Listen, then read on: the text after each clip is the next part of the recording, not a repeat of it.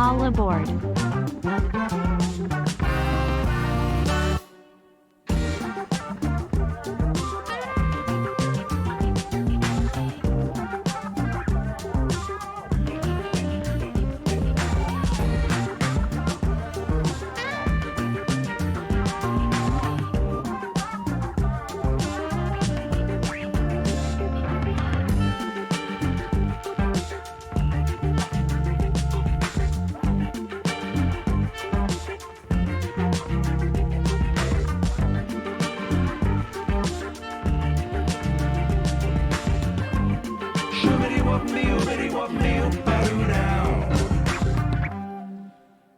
What is quiz?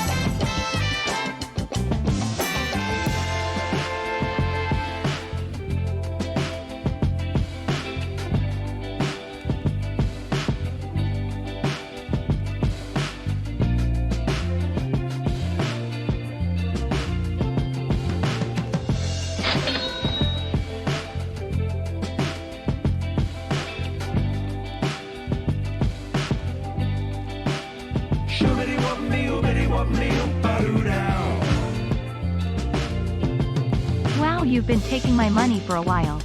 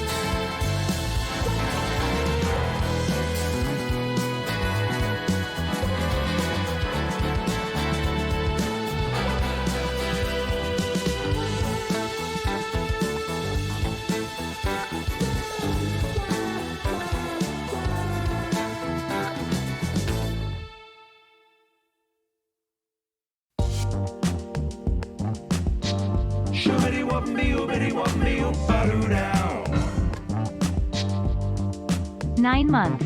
It's a quiz.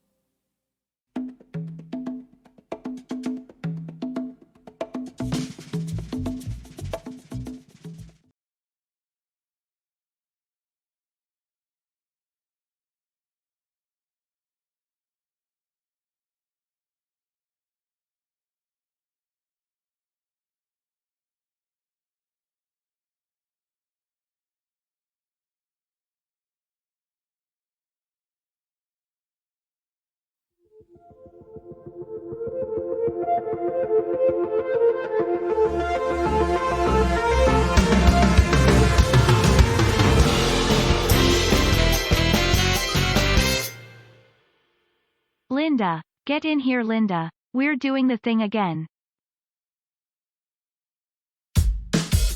He's lovingly rubbed with rhubarb. Here we go! I've got nothing left! For Yorkshire! -5 stars! And Aussie? I was saying words. What are those sweet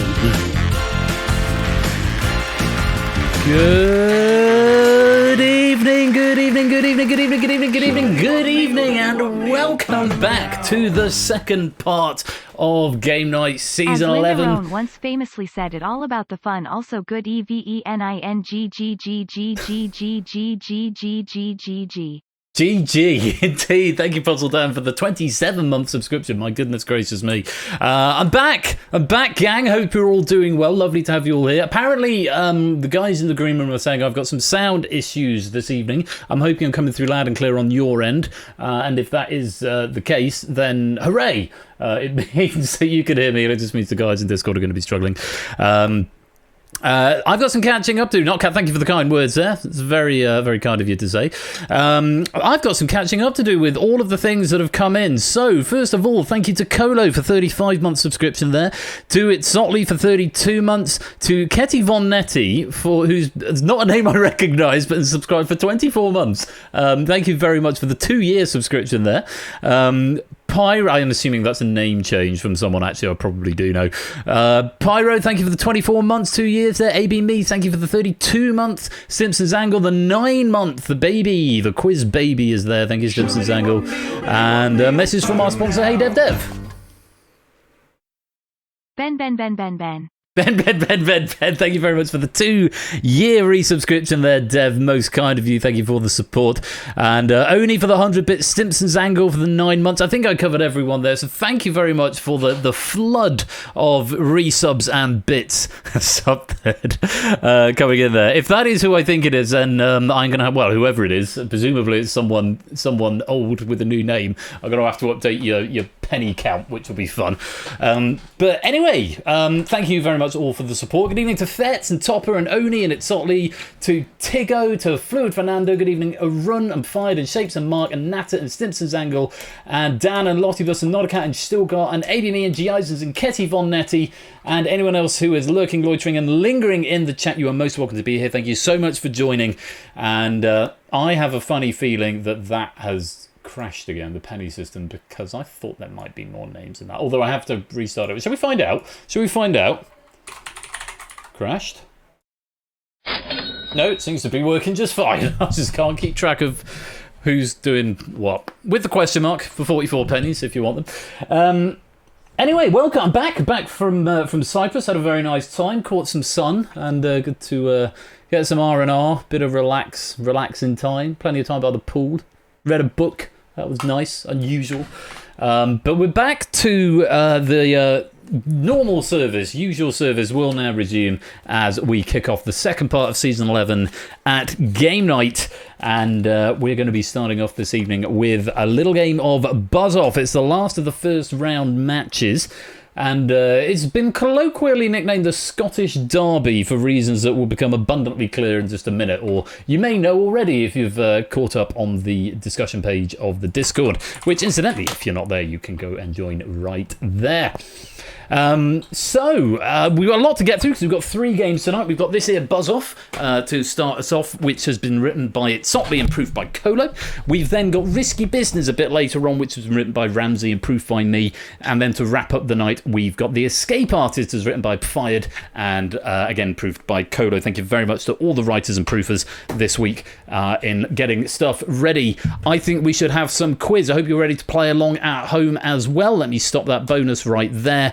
And if you want to join in with this here game of Buzz Off, you can do so by joining our virtual studio audience here at the Buzz Off Studio Theatre, which I don't think I said at the beginning. Welcome to the Buzz Off Studio Theatre. This is us right here.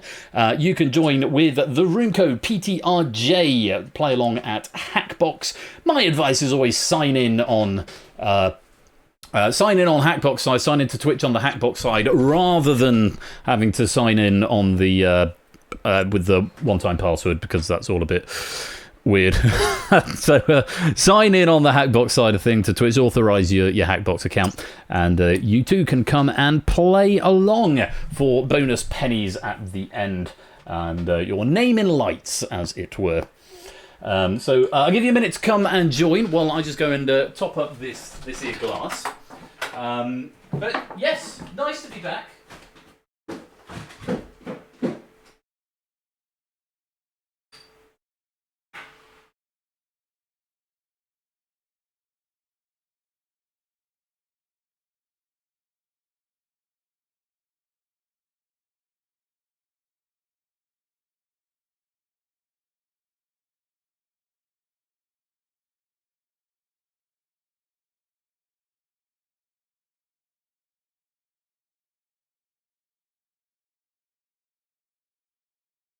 midstream, so back to it. Have a nice week. Well, that's a great start to season 11, part 2. 5 minutes in, and I've wandered off. That's sort of my thing. But Mrs. Flush is just on her way up to walk Big Dog, and I think that's enough time.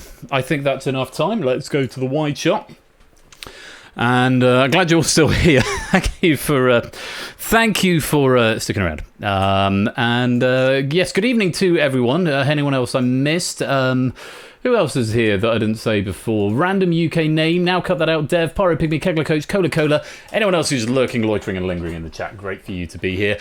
It's time to get on with some quiz. As a great man once said, it is 8:15, so we're starting reasonably on time. Let's reveal tonight's contestants. It's Arun versus David. It is the Scottish derby as these two folks from north of the border take each other on for a place in the semi-finals. Gents, good evening to you both. You can unmute now. Oh, if I undeafen, that would help, wouldn't it? If I undeafen myself, that would really help matters, wouldn't it? Yeah. Gents, good evening to you both. Hope you're keeping well. Hiya. Hello, how you doing? Very well, very well. Now, Arun, first of all. Arun, you're going to be playing in red. Tell us, whereabouts in Scotland do you hail from? I hail from Glasgow, but I go to university in Edinburgh, which makes things complicated. Well, does it make it complicated? They're the two most popular cities in Scotland, I suppose, aren't they? Yeah, but there's a big rivalry between the two. That's the problem. And I quite like both of them, so I don't really know which side of it. Well, actually, I do. It's Glasgow. Much better. Glasgow. I'm not going to try and do a That's Scottish where accent. I am now. Yeah, don't Which is the way you bother. are right now. Okay, well, it's great to have you here. Obviously, getting through the opening qualifying event. How do you fancy your chances up against David here? Yeah, the problem is David's quite good. So, yeah, David's quite good. I've seen David and sort of thing, and like the Nations Online Quiz League. I know David's very, very good. So we'll have to wait and see, I think. We will indeed. You mentioned Online Quiz League. David's actually my esteemed colleague in OQL on Team Trivia Coleman. And I know, I do know he's good, but you don't do yourself a disservice, Arun, because you're very, very strong yourself. Oh, thank you, yeah. I think we could be in for a very good match tonight. Very best of luck to you, Arun. And Kino Sham, welcome to the stream. Buzzing off against hang on. Before we go and talk to David, Arun, you've got a test buzzer. I'm going to send you a little buzzer button, and if you want to get my attention, Arun, he goes like this. Eastleigh man got a swan centaur. And at some point, you're going to have to explain that to me because it's not on my You're not radar. you're not a fan of the Swan Centre? I'm not a fan of the Eastleigh man got a swan centre. No, But I'm it's afraid down not. south. It's down by where you are. Is it though? I've Yeah, never heard Eastleigh. of it. What? I've heard of Eastleigh. I've not heard of the Swan Centre. Anyway, we look Biggest forward. thing in Eastleigh. It's the only thing in Eastleigh. I couldn't even point to Eastleigh on it. I know where Eastbourne is. You know what? Let's not get into that now. I look forward to that grating on me over the course of the evening. Best of luck, Arun. You're going to be buzzing off against David. David, good evening. Hello, good evening. Fabulous to have you here. And which part of Scotland do you hail from, sir? I hail from Bothwell, which is a tiny little village which is a tiny little village about 10 miles outside of Glasgow, but because no one knows where the hell Bothwell is, I usually tell people I'm from Glasgow, but not Glasgow. Glasgow, You're but not not from- Glasgow. We do not accept you. Did you say it's Bovril, from the town of Bovril? No, this is the thing. I was talking with my girlfriend earlier about this. It's Bothwell, Bothwell. Yeah. Bothwell. Bovril. Yes. No, we have a chance there. We could really Yeah, a lot of Bovril existed. a lot of English people think I just live in a big pot of beef stock, but no, it's not the case. I was going to say, how rude are these students interrupting your interview? You were politely silent all the way through a run, and he's butting in and getting his Scottish digs in at the same time. Frightfully rude. He's getting the pot shots in early, you know. Absolutely, Bovril. got to be done. Now, David, how do you fancy your chances against Arun? Well, the thing is, Arun has been talking me up and putting himself down, which I think is not fair at all. I think the reason that our team is so successful is because I'm surrounded by a bunch of people that make me look good.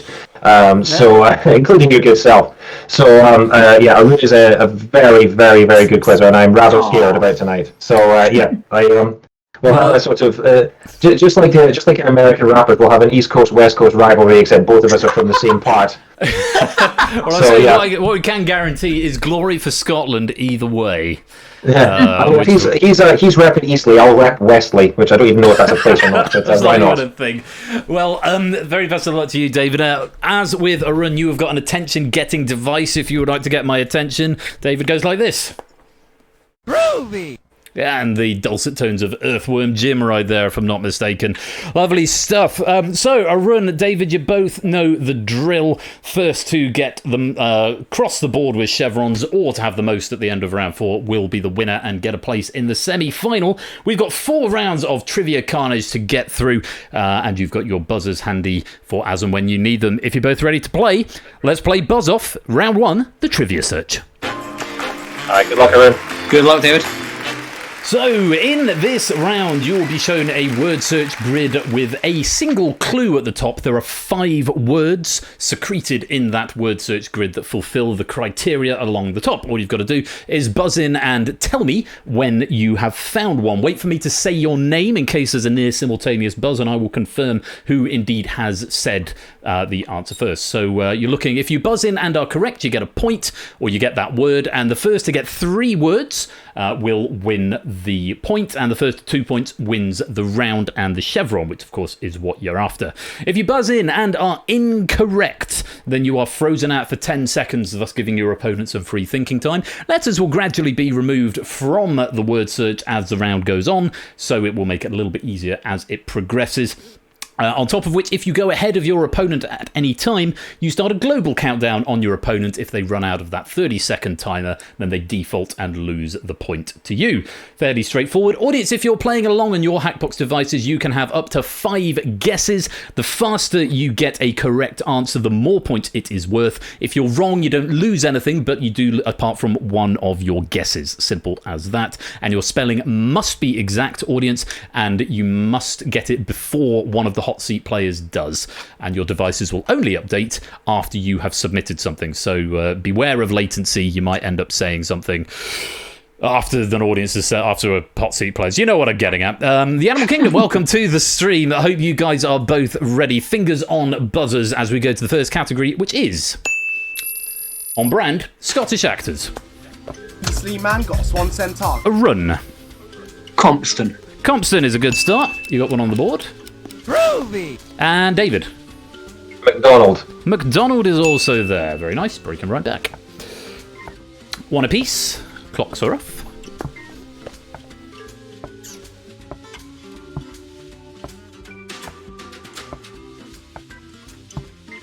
Three more up there. Eastleigh man got a swan centaur. Yes, Arun. Tenant. Tenant is there. 2-1. One more to take the board, Arun. Eastleigh man got a swan centaur. Arun.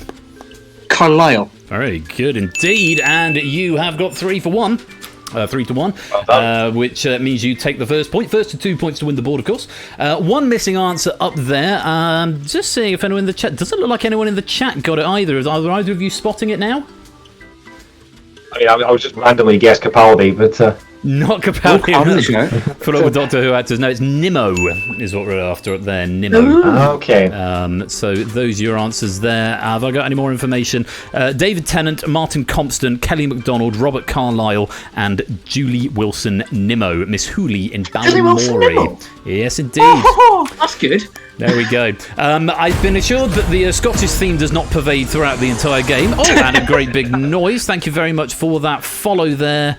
Whoever just followed there. Why is it not saying? The Animal Kingdom, thank you for that follow. I'm on the wrong window, that's why. On we go. Next board, fingers on buzzers, and the category is film composers. Eastleigh man got a swan centaur. Arun. I mean, I might as well chance Williams. It's a good chance. He's there.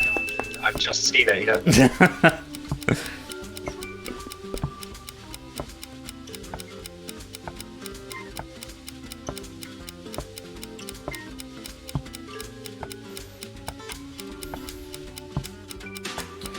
And David's going to need to break back to stop that clock. Groovy. And David.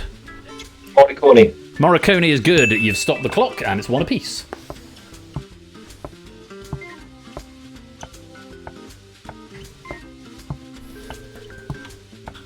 Beastly Man got a Swan Centaur. Arun. Herman? Good spot. David's clock's back on. He's got to be quick to equalise. Groovy. Oh, have you found it, David? Zimmer is not there, I'm afraid. Oh. You're frozen out for 10 seconds, and that's going to do it for Arun, who takes the second point and the first chevron. Yeah, good spots there. The two missing answers up there were Hisaishi and It was there. Oh, how did I not see that? Yes, Ennio I was looking for Morricone. Silvestri and I was too busy looking for diagonals. Oh, that's annoying. Yeah, Ennio Morricone, famous for his westerns. Bernard Herrmann is the Hitchcock composer. Joe Hisaishi, I think Hisaishi is the Studio Ghibli composer. Alan Silvestri, of course, famous for The Avengers, and John Williams, the guitarist. No, I'm kidding. He's quite a famous film composer who did all of the films that Hans Zimmer didn't do.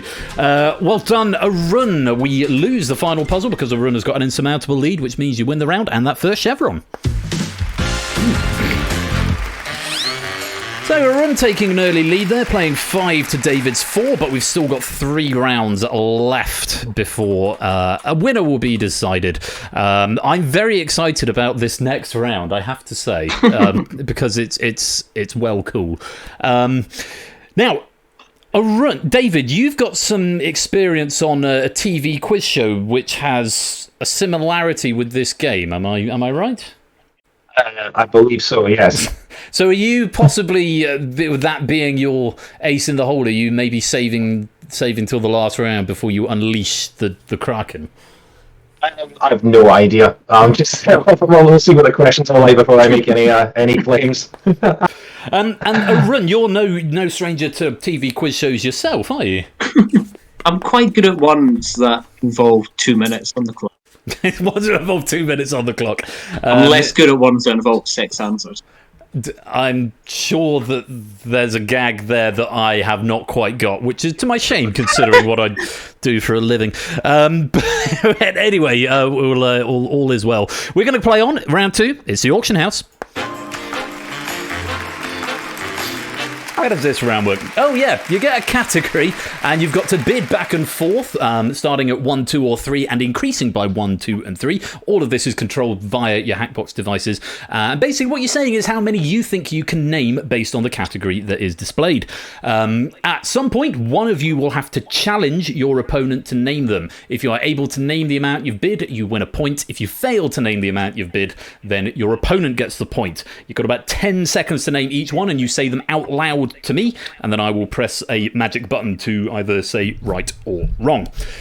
Simple as that. First to win 2 points wins the chevron and the round. Audience, if you're playing along in this game, you need to give me one answer, one single answer in this round. And what you're looking for is the rarest correct answer. Because if you give me a correct answer, you get some automatic points. And then for every answer given by the hot seat player that isn't your answer, you get another 100 points or so. So it's 200 for a correct plus 100. So you're looking for correct answers, one correct answer, but a rare one. And a fair warning, audience, there might be no warning that the hot seat players are about to challenge. So my advice is to get your answer in as quickly as you can. Those are the rules. It's the auction house. Let's go to our first puzzle, and we're looking for actions in the Black Lace song Superman. Arun, you're opening the bidding. Would you like to start with 1, 2 or 3? Just starting with the 1. David, care to outbid? Another 1. We're up to 2.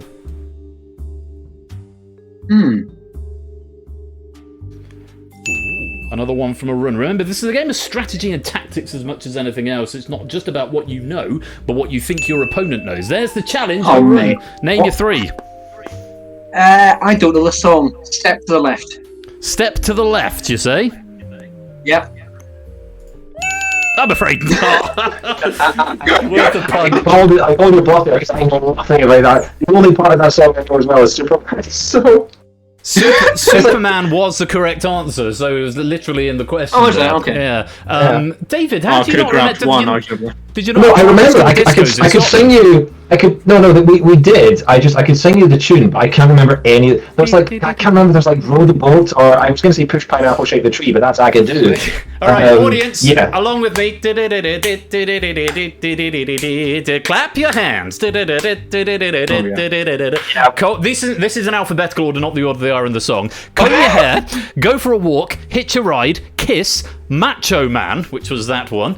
Okay. That's not action. Ring the bell, ski, sleep, sneeze, sound your horn, spray, Superman, swim, and wave your hands. Those were the answers that you could have had there. Bit of a non-starter there, but David taking that point, very well played. We're going to go on to puzzle number 2, and this time we're looking for book novel series by Enid Blyton. David, you're opening the bidding. Would you like to start with 1, 2, or 3? Starting with 2, a run. Another 3, we're up to 5 now. David, with you. And there's the challenge, a run, it's you again. The Famous 5. The Famous 5. Here's a good start. The Secret 7. The Secret 7. There's 2. I'll try the 5 Find Outers. 5 Find Outers. Because I think they're distinct from Famous 5. They are indeed. The Magic Faraway Tree. Magic Faraway Tree. Faraway Tree is good enough for me. One more, and you've got the point. And I'll try Mallory Towers. Mallory Towers. Very well played. Nose is Enid Blyton literature. That's my childhood. Whereas David's was the primary school disco that he couldn't remember the words to. The missing answers, a couple here I must admit I've never heard of. Adventure, Adventurous 4, Barney Mysteries, Bomb, or it might be Born, I can't quite see on this font. Caravan Family, Farm, Happy House, Mr. Galliano's Circus, Naughtiest Girl, I'll come back to that one, Secret, Six Cousins, St. Clair's, Wishing Chair, and Noddy. Oh, Noddy, yeah. The little boy with red and yellow car, as the song goes. It's one apiece, so we are going to this final puzzle, and a run, I believe you're going to be opening the bidding. We are looking for US cities that appear in the names of MLS football teams. We are after the names of the cities, not the teams. Opening with 3. David, coming back to you. Another 2 takes us to 5. And another 2, we're up to 7 now. Are you going to go any more? Ooh. As another 1, we're up to 8. A run? Yeah, you can have it, mate. Okay, David, your time has come. Miami. Miami is a good start. DC. Washington, D.C., yes. Washington, D.C., yeah. I will allow that. That's fine. Los Angeles. Los Angeles. Very good. 5 to go. Chicago. Is that Chicago? Chicago, yes. That's 4. Phoenix. Phoenix. Oh, okay. I'm afraid not. No Phoenix there. Missing answers you could have had there. Atlanta, Austin, Charlotte, Cincinnati, Columbus, Dallas, Houston, Kansas City, Nashville, New York, Orlando, Philadelphia, Portland, Salt Lake City, San Jose, Seattle, and St. Louis. Or I should have just stuck with the typical American cities. I tried being clever there. Me in Phoenix, to be fair. I'm sure I read somewhere about a soccer team in Phoenix, but I must have been mistaken. Possibly not MLS. Some of these cities are merely the names of the teams whilst not based in the city. Miami actually playing Fort Lauderdale, for example. This list does not include teams named after states such as Minnesota United, Colorado Rapids, or New England Revolution. But Phoenix not apparent on the list, which means a run has gone 2-1 up. He's won the round, and that's second chevron.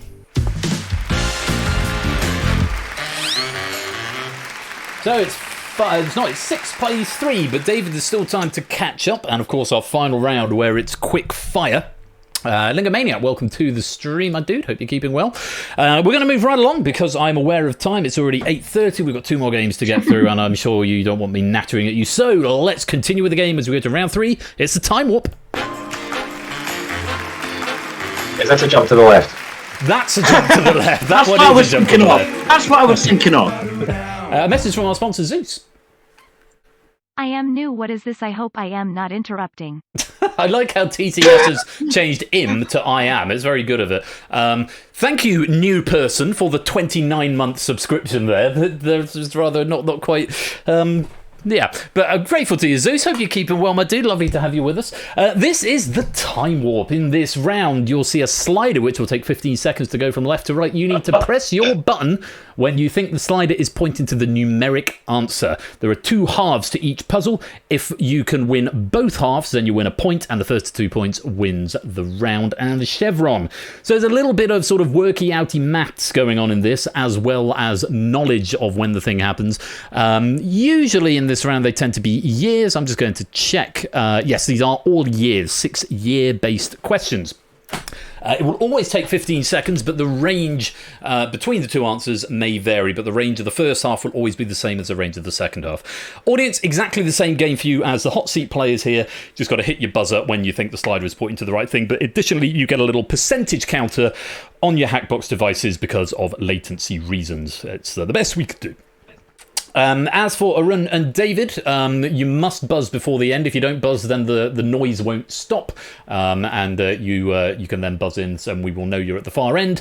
Audience players, if you don't buzz before you get to 100%, you're automatically locked out and get nothing for the round. The closer in the audience you are to the correct answer, the more points you get. Arun, David, friendly advice if you like to take it, it's entirely up to you. Often I recommend to people mute on this one, because if you buzz first and your opponent hears that you've buzzed, they know that you've buzzed and they might get some advantage. It's entirely up to you. If you're using a phone or something, then it might not make any difference. One thing to note though, hot seat players, is that after you've buzzed, you won't get you'll get immediate feedback on your Hackbox device, but not on the screen. The arrow will go all the way to the end, just to so that there's no visible indication to your opponent when you've buzzed, but you will get feedback on your device. I hope that's all nice and clear. Let's go to the first puzzle, which is: what year did Pitt the Elder first become British Prime Minister? Quite a tight gap here, sometime between 1723 and 1823. 15 seconds, and the sliders start now.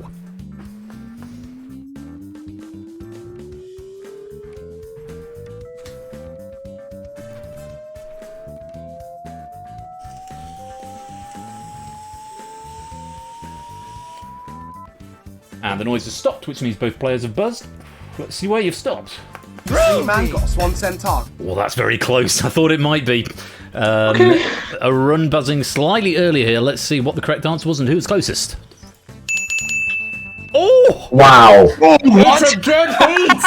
That might be the first one we've seen. 1766 was the answer. A run buzzing 3 years early. David buzzing 3 years late. 1763 and 1769. Goodness me, you guys. That means no points. Which means whoever We're wins... just too good. Just too good. Between you, you were spot on. Shadow May, welcome to the stream. It means whoever wins the second half will win the point automatically. Hello, Zeus, as well. Welcome to the stream. So, fingers on buzzers once again for the second half. It'll be between 1823 and 1923. What year did Lord Palmerston first become British Prime Minister? I see this reference. Sliders start now.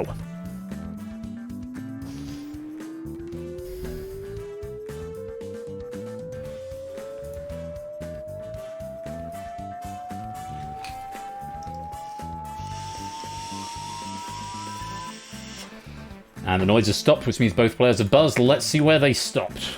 Sleep man got a swan centaur. A little bit more of a gap there. David buzzing earlier this time and a run just a little bit later. Let's find out what the answer is and who was closest. It was a run just a year out. 1855 is where it was. A run going for 1856. David 11 away. Not a bad guess at 1844, but a run closer, and he does get that first point for going That was an 1-0 absolute up. fluke, by the way. Absolute fluke. Hey, they all count. Absolute fluke. Very well played. Let's go on to our next puzzle. David playing catch-up. Sometime between 1500 and 1700. Nice round numbers. Very friendly of it, Sotley, to do that. What year was the Battle of Pinkie Cleugh? Apologies if I butchered that. The last formal military conflict between England and Scotland. Fingers on buzzers, gang. Your slider starts now.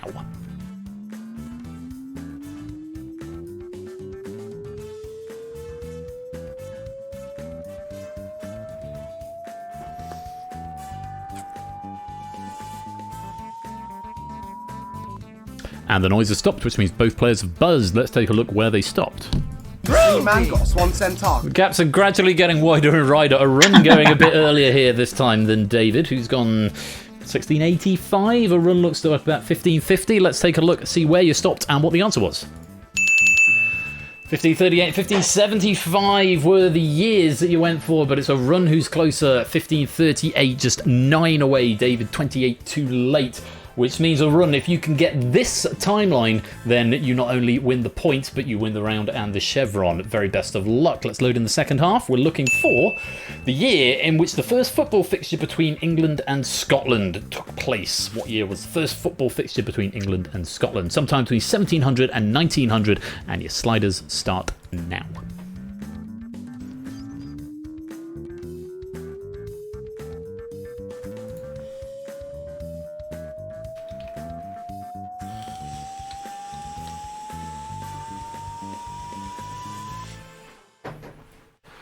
David is hoping to salvage a point here, which would force a tie if he can get closer, and it would mean David could possibly still win the round. Let's have a look where you stopped. Man got a swan centaur. Oh, goodness me, we're back to the closeness. It was a run first, David a little bit later. Let's have a look and see what the answer was and who was closest.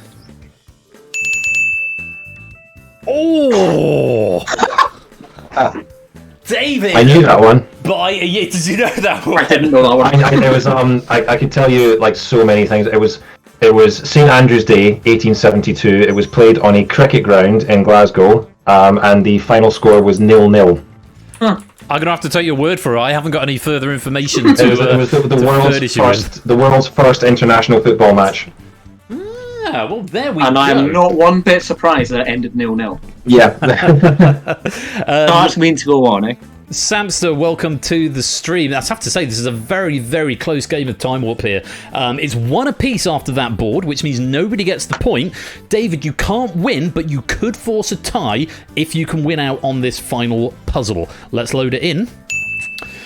Sometime between 1975 and 1990, a margin of just 15, which is going to be about 1 per second, because it's the 15-second slider, of course. What year was Hello by Lionel Richie released? Sliders start now.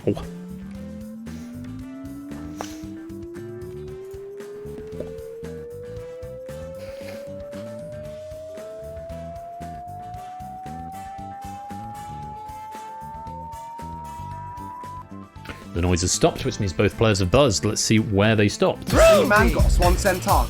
I mean, it looks like a reasonably sized chunk, but with only 1 year per second. This could be a year or two in it. Let's find out what the correct answer is and who was closest. 1983. A run. You were 4 out. David, you were 2 away, which means you were closer at 1981. Very well played. All coming down to this final slider then. David, if you can win this one, then you force a tie. A run, if you win this one, then you force a tie on the board, but you win the chevron. Best of luck to you both. No prizes for guessing where this is going. What year was Goodbye by Lionel Richie released? Sometime between 1990 and 2005. Best of luck. Your sliders start now.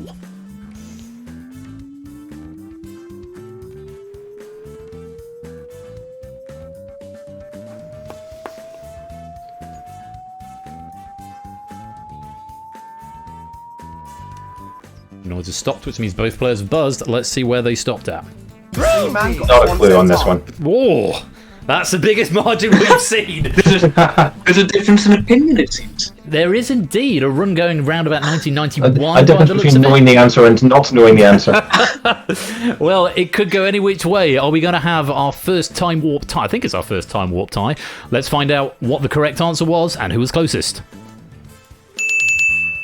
Yeah. It's David. Bang. Well, not quite bang on the nose, but just 2 away. 2002 was when Goodbye was released. A run actually stopping at 1990, not quite getting to a second. I decided when the question came up, I was going to start that. Press buzz either immediately or right at the end.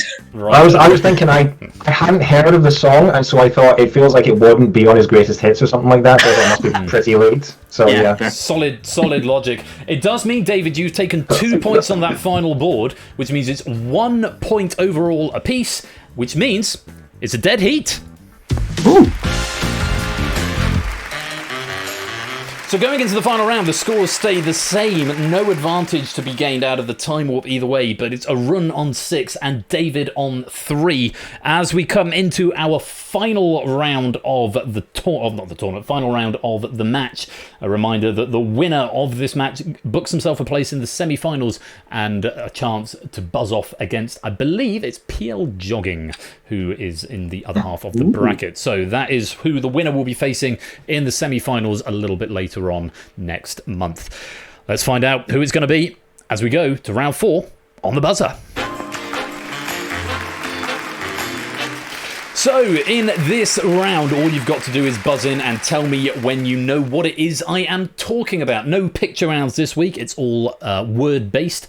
You will get the clues on your Hackbox devices as well as on the screen, and you get a buzzer at both the top and the bottom of the list. Use either one, whichever one is more preferable for you, because they both do the same thing. If you buzz in and are correct, then you end the puzzle and you win a chevron straight away. If you buzz in and are incorrect, you are frozen out for 2 clues, thus giving your opponent an opportunity to come back in and possibly steal it away from you.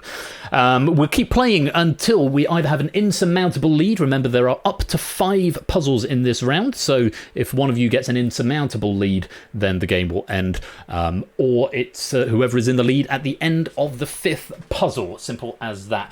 Audience, if you are playing along in this game, you get 2 attempts, and the earlier that you guess correctly, the more points you get. I think you get 1,000 points minus the number of clues that have been revealed. 1,000 points divided by the number of clues that there are minus the number of clues. If there's 10 clues and you get it after 2, you get 800, and the computer does the rest of the maths for you. So, but you only get 2 attempts, and it's the keyword-based thing. So there'll be a keyword or 2 keywords per puzzle. All you've got to do is make sure you align with at least with those keywords in order to get the points. But yes, 2 attempts, and again, audience, you must solve before it has been solved by our hot seat players. I hope you're both clear on the rules. Very best of luck to you both, and in the audience game, it's on the buzzer. And 15 clues rather in this first puzzle. Buzz when you know what I'm talking about. Mel Blanc in Jetsons the movie. Oh, and audience, your input device will refresh. You'll have to reselect the input box every time I bring a new clue up, just so you're aware. And it will also clear it if you're mid-typing, so I'll give you a bit of time. Clue 2. Elizabeth Taylor in The Flintstones. Weasley man got a swan centaur. A run. I mean, I don't know, but are they silent? They might be, but that's not what I've got on my card. You're frozen out for 2 clues, I'm afraid. David, 2 free pieces of information. I'll run you back on clue number 5. Here's the next. Orson Welles in Transformers. Groovy! David. Their last appearance before they died. That'll do for me. Yep. Actors and their final films. I mean, it would have been a thing uncanny for a run to get a film question, I suppose, wouldn't it? But yeah, all actors and their final films is what we're after there. I mean, it's not necessarily before they died. That might have been a bit previous of me, because just looking at the rest of the answers, Sean Connery... Oh, actually, was Sean Connery in League of Extraordinary Gentlemen? I suppose he did retire after that one, didn't he? And he retired, yeah. He is now... But Heath Ledger in The Imaginarium was posthumous, but... It was posthumous, but it was in the right ballpark. We're still in round 1, so I'm happy to let that decision go. Actors and their followers, possibly a little bit over-explained, David, but I think... As far as my judgment on that is that was the right answer, and I think it would have been pulling at straws to discount that one. And a message from our sponsor, Matt the Ref. 41 months? Cool. Can't think of anything witty to say in this message. Hi everyone. Oh, and hi Ben. Hi Matt, thank you very much for the 41-month subscription, and Scorecamp, welcome to the stream as well. Hope you're doing well. Final, I can't remember what the keywords I put down on that one were. I think final and last might have been a keyword, or final probably was, but I think you needed final actor or something. But it's an inexact science, this game, so I've done the best I can. Apologies if that wasn't allowed in the audience. David, you've got that one. A few other answers up there. Alan Rickman and Alice Through the Looking Glass, Brandon Lee in The Crow, Bruce Lee and Enter the Dragon, Paul Walker in Fast 7, of course. Let's reset that board. Let's bring Arun back in and update the chevrons. It's now 5 plays 4 as we go to the second puzzle. Buzz when you know what I'm talking about. 11 clues in this puzzle. Here's the first. Antwerp, 1924. Groovy! David. These are Summer Olympic Games. It's not enough, I'm afraid. You're frozen out for 2 clues. Next clue. Los Angeles, 1936.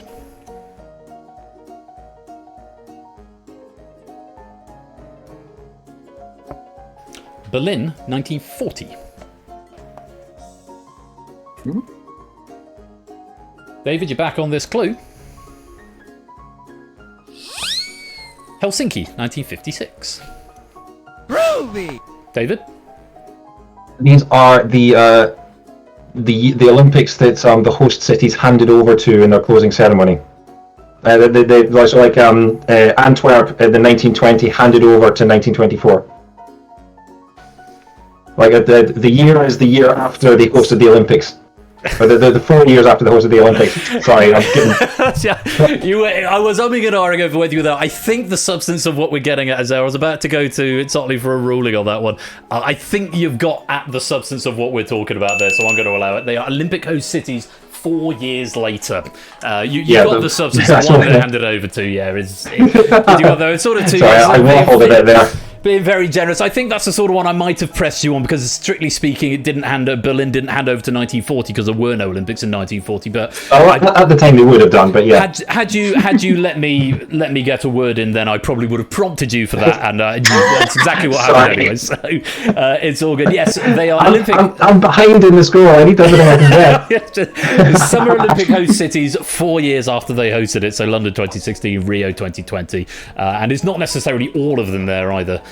Because we've got a bit of a gap there between Atlanta and London, which is making me wonder, did that actually export properly? Because I thought they were all there. No, there are deliberately just some missing. Never mind, on we go. Dave, you've got another chevron, and you've taken the lead for the first time of the game. It's 5 plays at 4. On we go to the next puzzle. Buzz when you know what I'm talking about.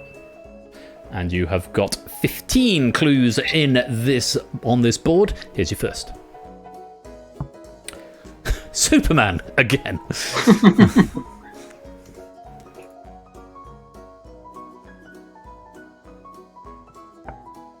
Kill shot.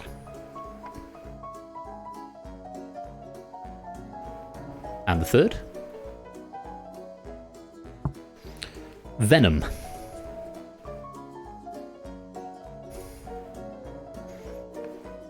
The fourth. Godzilla.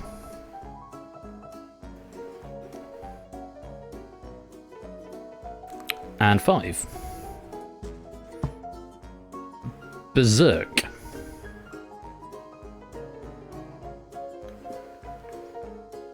Six. River.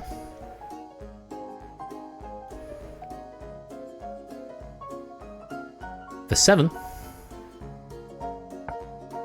The Monster.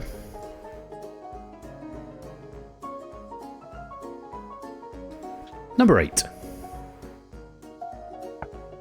Mockingbird.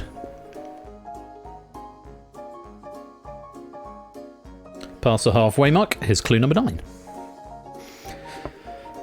Like toy soldiers. Groovy! David. These are all Eminem songs. They are indeed all Eminem songs.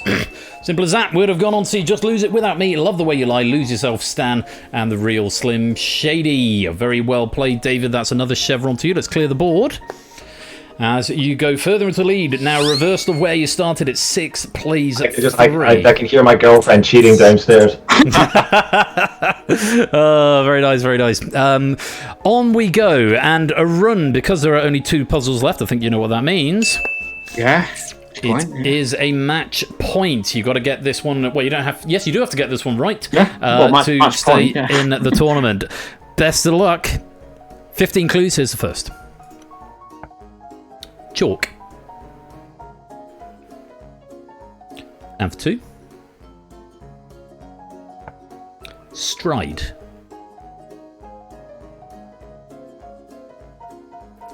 For 3. Hands.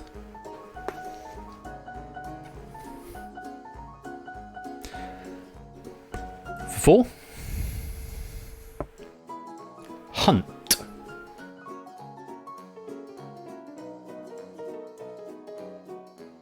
And 5. Jack.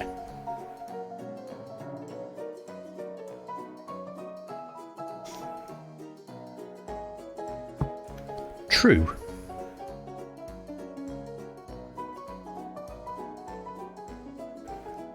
Clue 7.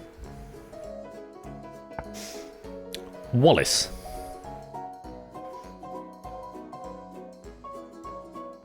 Clue number 8. Barclay.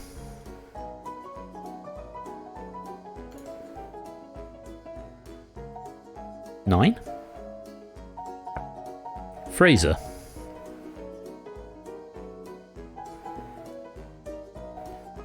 Clue 10. Beastly man got Oh. swan centaur.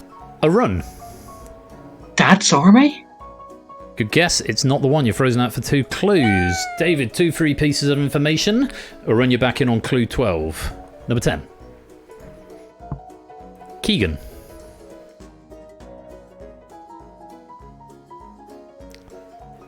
And 11.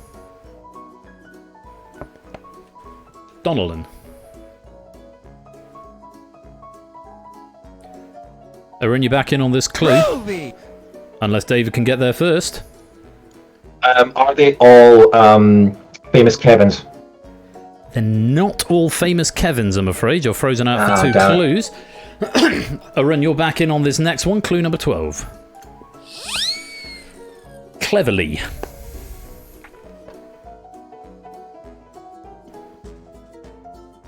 $13. Dowden. David, you're back on the next clue. Beastly man got swan centaur. Arun. Members of the cabinet? Word for word. They are members of the cabinet. You've gone on to see Braverman and Sunak. Yes, Cruella Braverman, the Home Secretary, Rishi Sunak, the Prime Minister, Oliver Dowden, Deputy Chair, James Cleverly, Foreign Secretary, Michelle Donnellan, something pointless, Gillian Keegan, Education Secretary, and my local MP. Steve Barclay, who I think is Health, Ben Wallace, who's Defence, Greg Hands, who does some busy work, Jeremy Hunt, the Chancellor, Alistair Jack, who I think is Northern Ireland, and the other ones I don't know, but I'm sure Jack Wilfred would have been proud of me. The only thing I know about Michelle Donnellan is I think she was the one who was Education Secretary for about 24 hours. Oh, yes. 'Cause Was she? Yeah. she was appointed Education Secretary when everyone resigned to force Boris out, and then she resigned herself about 24 hours later. The Yeah, only thing I know about her. She was... oh, a message from our sponsor, Matt the Ref. I apologize for my local MP, Jeremy C. Hunt. Oh, see, your local MP, Matt. Oh, bad luck. Yeah, they're... She was the one, yeah, Michelle Donnellan was the one that there was a tweet, or do we have to call them an X now, where somebody tweeted... Tweet. My cat has been on my bed for the entire duration of Michelle Donnellan's tenure as the Education Secretary. But anyway, Arun, you've kept yourself alive. Woo! Taking that chevron back. It's now 5 plays 4, and it all comes down to this one. If it's a tie, Dramatic, isn't it? It is a bit. If it's a tie, or if David gets it, David wins the match. Arun, if you can get there. The classic Scottish thing to snatch defeat from the jaws of victory.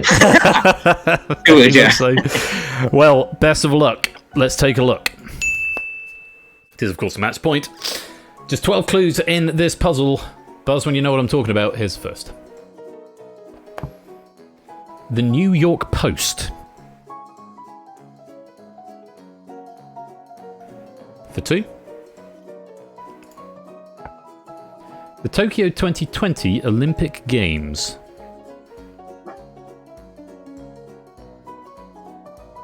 For 3. Nicki Minaj. What? Let's not get the ball for you. What? Quarter of the way there. Clue number 4. Wiley.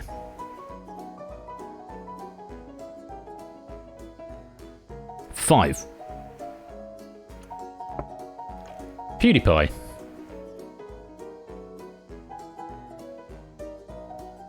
Clue 6. Kanye West. halfway there. Out of all of these things, well, doesn't really know what I'm talking about. Clue number 7. James Woods.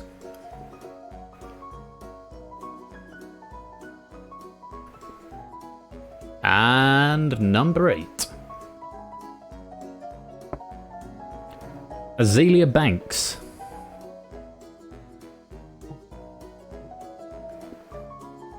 For 9. Al Qaeda. Motley Crue, isn't it? Keeping things light. 3 clues to go. Clue number 10. Graham Linehan. Groovy. David. Have they all been banned from Twitter? They have all been banned from Twitter. Katie Hopkins and The Olympic Games, really? What's the Olympic Games fans from Twitter? I haven't been furnished with all the details. I'm afraid I haven't got any notes there, but yes, they have all been banned from Twitter. You're going to see Katie Hopkins and Donald Trump there. And with that, a very, very close game. A run getting a very early advantage there, and then forcing a deadlock in the time. Or David forcing a deadlock in the time warp, and then David on the comeback there. Took the lead. A run thought he might be able to hold it off, but at the end of all that, David is our winner. Great. I don't feel I deserve that, but well played. 6 plays 3 is the final score, and what a great match. A lot of back and forth there, and a lot of very good guesses. Very exciting to watch. Can I give a shout out to Marsha downstairs who was cheering? Is she watching on the telly downstairs? She's watching on the big telly, yeah. Nice. Yes, you can give a shout out. That's absolutely fine. A run. Oh, my dude. No glory for Glasgow tonight. We'll have to look up that Olympic thing. That's mad. I want to know how the New York Post, I can kind of understand, but the 2020 Olympic Games getting banned from Twitter. How on earth? Let's have a look. Yeah, wow. 2020 Olympic Games banned from Twitter. Twitter users seeking 2020 Tokyo Olympic and Paralympic news on the social networking site on January 24th may have been stunned to discover that the official account had been suspended, but the suspension was not due to offensive content or the cancellation of the games due to the novel coronavirus pandemic. Here ends the stub. If we go on to The Guardian. An insider said the message athletes organisers have banned their social media teams from posting pictures of athletes taking the knee at the Olympic Games. Look it up in your own time. It's something to do with that. It's what it is. Arun, you've given us a spectacular match tonight. Have you had a good time? I have. Thanks for having me. It's been a pleasure, and we'll hopefully see you again soon. It does mean, David, you are through to the semi-finals where you will be facing Plajogging. How are you feeling? I'm feeling flabbergasted because after those first 2 rounds, I thought I had no chance. I thought this was going to be a whitewash, like a 9-0 victory. So I'm astonished that I was able to come back from that. That's Arun played amazingly well. You did too. You played very well. Well, good sportsmanship all round, and nice comments coming from the chat as well. Lots of comments of a great game, very entertaining game as well. And David, your reward is that you get to come back and do it all over again. We'll be in touch as to when that fixture is going to happen against Jogging very, very soon. But very many congratulations, David. We'll see you in the semi-finals. Thank you both very much for playing. And we'll see you later on. Cheers, Arun. Cheers, Bye-bye. So there we have it. David becomes our 4th and final semi-finalist. And it is going to be David versus Plajogging and Claire versus Samster as our 4 finalists. Samster, of course, our 4 semi-finalists, I beg your pardon. Samster, of course, our incumbent champion. And Claire, the person that Samster played in last year's final, the year before last's final. So a semi-final repeating of history, possibly. Or is Claire going to pull back and make it 1 each? You'll have to come back and find out. And as for the other side of it, David versus Jogging. Very much looking forward to that one. A Scottish versus English derby going on there to pair off against the Scotland derby that we just had here. Very many thanks to It's Sotley for providing us with these questions here. Lovely pack and a great way to start off the second half of season 11. And very many thanks as well to Colo for proofing it as well, making sure everything was above board, which is the reason I didn't know that the bit about the banned Twitter. It wasn't fresh in my memory because I didn't look it up. Now, all that's left for me to do is to pick a title. Innes, David, formally welcome to the stream. Let's have a look at let's have a look at the leaderboard first of all, see how you all got on in the audience. Some decent scores down at 26, 3, 2, 3, 4 for Not a Cat. And 28 of you playing along, which is very nice to see. Shout out me, Dev, Jake, Keddy, Netty, Puzzle Down, Fetzlinger, and Stilgar, making up the next block of 8 there. Is it 8 or is it 7? It is 8. Up to 4,134 into the top 16. Pyro at 41.50, Simpsons Angle 45.45, Mantissa Dev 45.91, Natter at 45.97, Nando at 46.38, Opsimath 47.06, AB Me 47.93, and Lottibus 48.36, which gives us a top 8. Mark 51.81, Samsa 52.58, R Cobras 53.96, Moppy Toppy 55.50, Tigo 57.54, Shape 65.63, Toot 71.67, and Inca is the winner with 73.56. I think it said. Very well done there, Inca. There's some conversion that gives you pennies as well, but it's mainly in naming lights that you get. So grats to Inca topping the audience board there, and I'm glad that it worked. I've got lots of titles that have been suggested here. I need to pick one because that will be the title of our episode, and some bonus pennies going to the person who does pick it as well. I think it might be that one. It's not very often it's the first one I look at. We've got a couple of honourable mentions, and then a step to the right. Ben doesn't care about a Scottish mole. Earthworm Jim secretes Bovril. I like that. Any other day, I think that might have been a winner. Fun and Frills at Trago Mills. I like that. How many different ways can I say they've been cancelled? We've got also to go with, and then a step to the right. We've also got, it's just a jump to the left on here as well. Movie trivia. Scott Off. That was quite good, but it's not as good as the one that's not beaten the one I've seen yet. Song and Dance, Straight Out of Compton, Superman Returns, nice. The Scottish theme will not persist. That's quite nice. I like that. That could have been a winner on a different day, but it's not beating the other one that I've seen. The Scottish theme will not persist. I do like that. I do like that a lot. Honourable mention there. Playing Buzz Off, but not Buzz Off with a nice cup of Bovril. 2 minutes, 6 answers, one long and sweaty evening. Two men from Scotland don't know Superman. Trago Mills. They're all good. There's some really, really good ones there. I really like the Scottish theme will not persist. I'm a big fan of. Well, that's probably my second favorite. The Scottish theme will not persist, and Earthworm Jim secretes Bovril are probably my two honourable mentions. So if that was you, very well done. For your title there, but it's not going to beat this one. Do stick around because we're going to take a short break. I'll play some adverts, so if you're not subscribed, you'll see some ads, but don't worry, we won't start the next game without you, which is going to be Risky Business, as written by Ramsey Fox and proofed by me. Sure to have a lot of fun with this game, and the second time we've seen it this season. Of course, it didn't turn up in Season 10, so come and get your Risky Business worth in just a few minutes. Thanks again to David and Arun. Congratulations to David. You've been, almost said you've been watching Buzz Off, which isn't how the end of this works. I'll see you in a few minutes' time for Risky Business. And you have been watching Great Scott!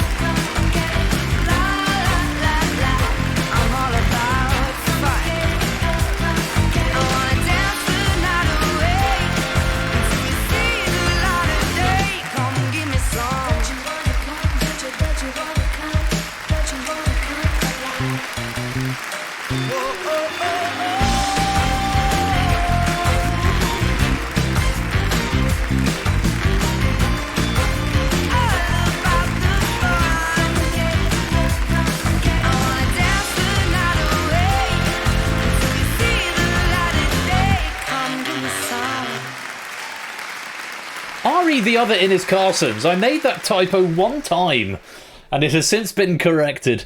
Anyway, thank you very much to Fetz for that title and to our players as well. Let's get some bonus pennies in there. Some great Scott bonus pennies. Let's have some music. I will play some adverts, but when we come back, it'll be Risky Business time. I do hope that you can join me. It should be a lot of fun. It's a pack written by Ramsey. I'm going to top up my glass. I suggest you do the same. Stretch your legs. We'll be back in about 3 minutes' time. Don't touch that dial. We'll be right back.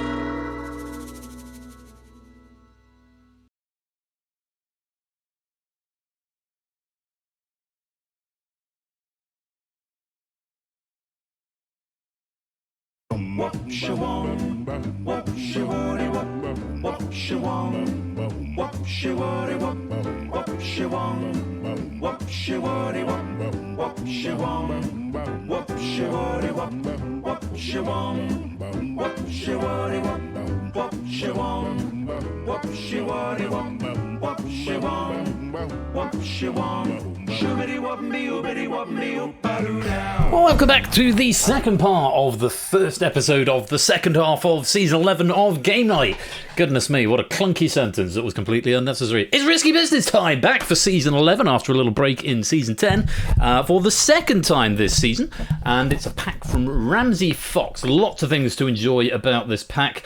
And we are, of course, in full screen mode tonight, because, why don't I do that? Oh yeah, because I've got an in-game cam, which, in fact, actually, because I've got an in-game cam in this chat, I always forget on this one, I can actually go properly full screen. What larks! If you want to play, come join the game.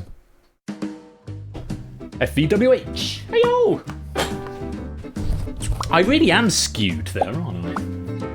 An extra wide royal is what's going on there. Prugs, Mr. Vertigo, welcome on into the stream, chaps. Hope you're keeping well. Lovely to have you here. Mantissa, welcome to the stream. Matt, to answer your question, it is literally called Fun by Linda Roan. The Buzz-Off theme tune. Fun by Linda Roan. Yes, it's all good. Audio Network stuff. It's the best. I've had to open a window up here because it's baking. Is that wide me, APV? Nice. Yeah, so I got my Beatles on, my Droids on Abbey Road t-shirt because the Beatles are overrated, but the artwork is cool, and so is Star Wars. Yeah, it makes sense. Right. Lots of people in so far. Thank you very much for coming to join in. 1, 2, 3, 4, 5, 6, 7, 8, 9, 27, 28 people in so far. That'll do. Room for a few more though, if anyone else fancies it. Oh yes, we're back to whispering to Persephone's Twitch bot in this one. No Hackbox on this one, though it's a good one. It would benefit from Hackbox. Though it was high up on my priority list of things to remake, and then I started remaking The Purge. And then stopped because I started remaking Bidding War, because that's obviously coming back, and Lingomaniac, who's writing for Bidding War, the one appearance of Bidding War, it's in about a month, it sort of reminded me, I thought, oh shit, I've got to rebuild that game, so that then took priority, and this is I thought if I could get Risky Business done before it next airs, which would have been today, and that just didn't happen, so Bidding War is the next project, new Bidding War. I might do some dev stream stuff at some point because there's not a big new secret thing. Bidding War, everyone knows what Bidding War is, but it is being completely gutted and rebuilt from the ground up. Rules are the same, format is identical to what it was before, but it's getting a modernising treatment. Yeah, Ben Squish, I know, Dev. Yeah, that to look forward to. I think it's the 2nd of September that airs. I'd have to look at my schedule. It was earlier than that. Bidding War, yeah, 2nd of September. The revamped Bidding War is going to be airing for the first time, but there will be some dev streams and whatnot because it's going to need testing because it's using a completely different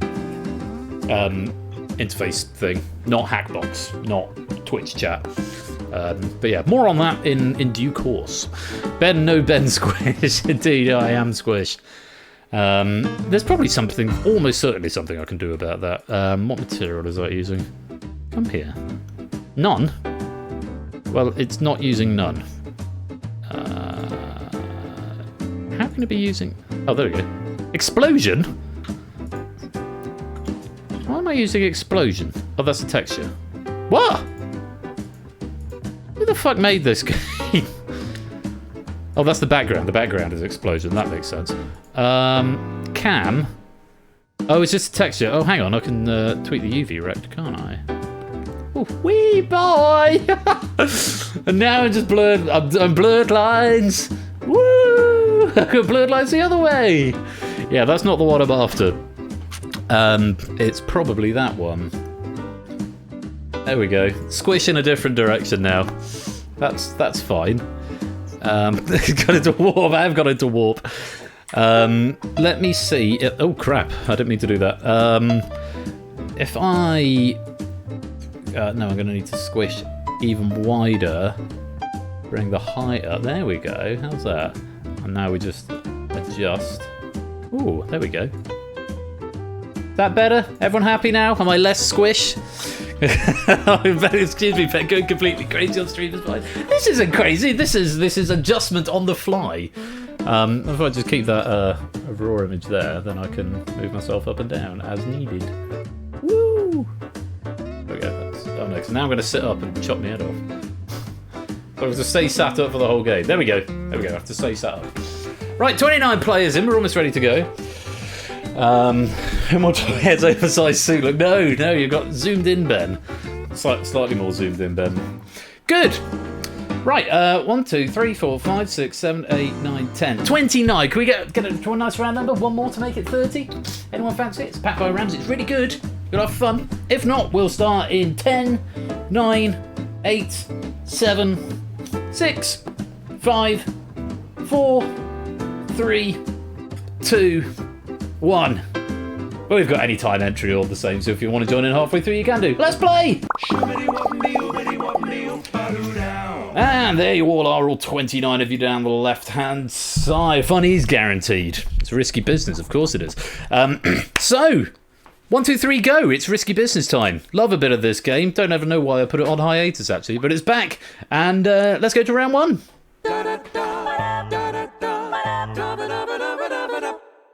Round 1 is called Favourable Odds, Wall of Text time. Question, 5 options. More than one of the options may be correct. Just give me one letter for each question within 15 seconds, whispering it to Persephone's Twitch bot A, B, C, or D, or E, because there are 5, and that's the first 5 letters of the alphabet.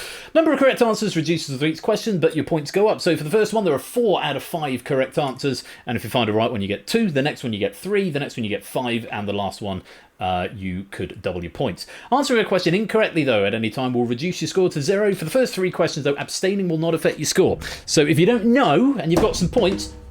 Okay, we're playing the first round, because I've just hit the button. A, bechamel.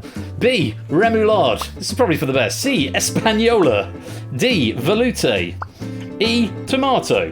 Name a mother sauce of French cuisine from 1903's Le Guide Culinaire. Yeah, I'm sorry, my vape pen fell down on the progress gameplay button. Everyone might as well have a go here. There's only one wrong answer up there. 2 points if you can find one of the right ones.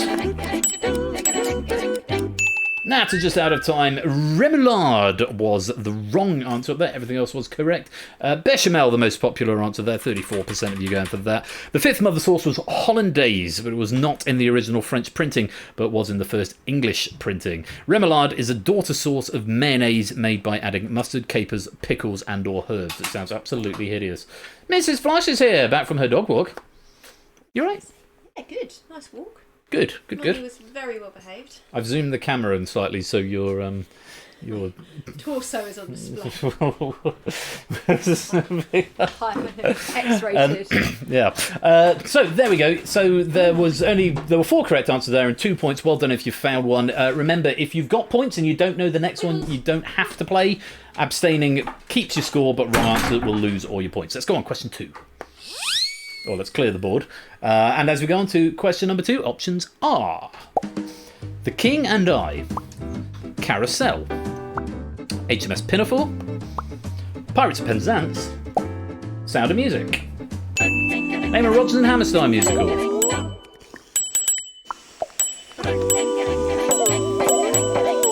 And you don't have to play if you don't know. You wipe out your points if you're wrong. Well, everyone's had a go. Not everyone was right, but very well done if you were. Pirates of Penzance and HMS Pinafore are both by Gilbert and Sullivan. For he is an Englishman. It's HMS Pinafore. Carousel, King and I, and Sound of Music. Or Rodgers and Hammerstein. King and I, the most popular answer there. I think that's all that my note said.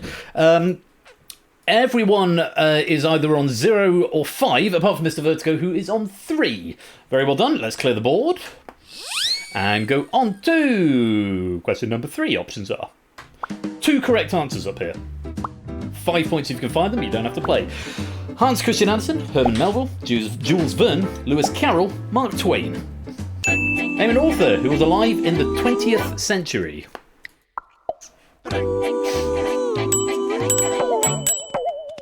Remember, you don't have to play.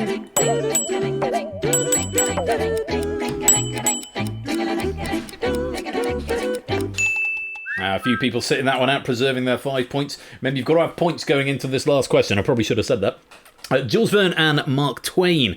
Mark Twain was alive until 1910 and Jules Verne until 1905. Hans Christian Andersen lived until 1875. Melville till 1891. Bad luck if you said Lewis Carroll lived until 1898.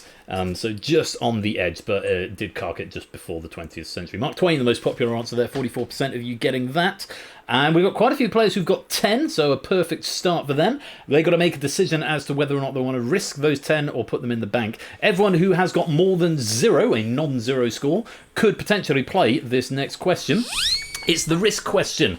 There are 5 options, only 1 correct answer, and if you're right, you double your points. However, on this one, you only see the answers, not the question, before you have to make a decision. So you see the answers, and then you have to choose to either bank or risk. If you bank, just leave it. If you want to bank, just leave it blank, and your points will be put into the bank and safe, and no one can touch them again. However, if you want to risk to try and find the 1 correct answer from the question that you haven't seen, then you can type R to risk. However, if you risk, you must give me an answer. An abstention will be treated as wrong unless you have banked. Okay, so leave it blank if you want to bank, R if you want to risk, and your options for this question are South America, Europe, Africa, Africa, Asia, North America, bank or risk.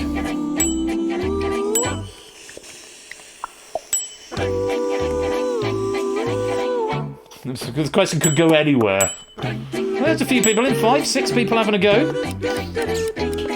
If you leave it blank, your points are going to go in the bank and they will be safe. There's a few 10 pointers being banked there. Mr. Vertigo getting 8, quite a few 5s, but we have got 3 people risking 10, Dev, Oni and Shapes, and 3 people risking 5, Nando, Colo and Matt. Remember, if you abstain or give me one of the 4 wrong answers, you lose all of that risk, but if you find the 1 right answer, you double your points and it goes in the bank. Best of luck, here's the question. Name the continent with the fewest territories on the original map of Risk. I'll give you a clue, it's tied with Australia. Not that one, Matt. Not that one, Nando. Not that one, Oni. Colo's got it, Shapes has not. Dev, I need an answer. That's an abstention. You're going to lose your risk there, Dev, I'm afraid. South America was the correct answer. The board is basically the same today, just with updated art and country names. For example, Siam is now Southeast Asia. BC, welcome to the stream. Good to have you here. Name a song by Toto. That would have been a good one. It's gonna take a lot to drag me away from you. I should stop. Africa's suffered enough. Dev, unfortunately, you're going to lose that risk. Only Shapes, Nando and Matt have already lost their risk, but well done to Kolo getting the right answer. He's going to double up to 20. Let's put the points in the bank. Bad luck there, Dev. Bad luck on the Dev. So still plenty of time. Where's Kolo gone? Only getting... What? Kolo, did you only have 5? Should that have doubled? Oh, he had 5. Oh, it's my bad. Oh, yeah, it doubled before, didn't it? It doubled when he got it right. I can't remember how I program my own games. That's why I need to do it again, to be fair. You gamble, yeah, I'm there now. This is not it. Moving on, rinse and repeat, same as before. We're going to start with 4 correct answers and 2 points if you can find one. You don't have to play, remember, but if you've got nothing to risk, then you might as well give it a punt. Probe it again to forget it again. Yeah, very much. Hiya, Bash. Welcome to the stream, my dude. Hope you keep it well. Yeah, I'll program it again and then, yeah. On we go. Options are Amadeus, Apollo 13, American Beauty, Argo, Annie Hall. Name a winner of the Academy Award for Best Picture. 4 of those are right, 1 of them is wrong.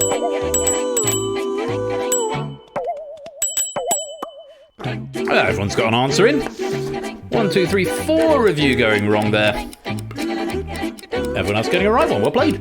Most of you getting 2 points. Apollo 13 was the red herring, if you like, in that, although that's the wrong game, I know. Apollo 13 was nominated for Best Picture, but it didn't win. It lost out to Braveheart from the 1996 Academy Awards, I think. Films released in 1995. Amadeus, 20% going for that. 6.7% going for American Beauty. 6.7% going for Annie Hall. Most popular answer there was Argo, 53%, which I have to say I haven't seen. Is that a Scorsese film? I think it was a Scorsese film in between Wolf of Wall Street and Shutter Island, I want to say. Yeah. Anyway, well done. If you got some points there, let's move on to the next question. 3 correct answers up here. 3 points if you can find one. You don't have to play. If you give me a wrong answer, you lose your risk. Here's the question, or here's the options. San Antonio, San Francisco, San Bernardino, San Diego, San Jose. Name a US city with a population over 1 million as of the 2020 census. I see a Clive of Legend has snuck into the game. If you were here before, Clive, sorry I missed you. Happy birthday, my dude. Hope you are feeling better. Any metagaming going on here? Just puzzled down abstaining on that one. Everyone's seeing a lot of red and thinking, oh God, I bet maybe it's not San Francisco. Indeed, San Francisco. Bit of a cheeky one there. 874,000. That surprised me, but fewer than 1 million. San Bernardino, no one going for that, 222,000. The top answers, the correct answers, San Antonio, San Jose, and most popular, San Diego, 1.39, San Antonio, 1.43, and San Jose, 1.01 million. Current estimates suggest San Jose has since slipped below 1 million, but it was above as of the official census in 2020. So very well done if you've got some points there. Lots of players on 5, a couple on 3, Dan's on 2, and a few wipeouts. One more question to get some risk before the risk question. Clive, Silent Marine, formally welcome to the stream. Lovely to have you here. Let's take a look at the options. 2 of these will be correct. 5 points if you can find one. You don't have to play. Here are your options.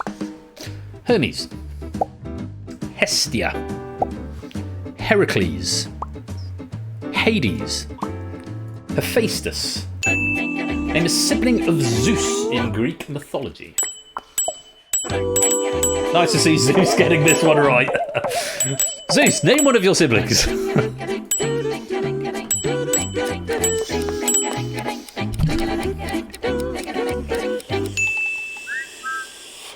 Few wipeouts there, and we've got a couple of players yet to score.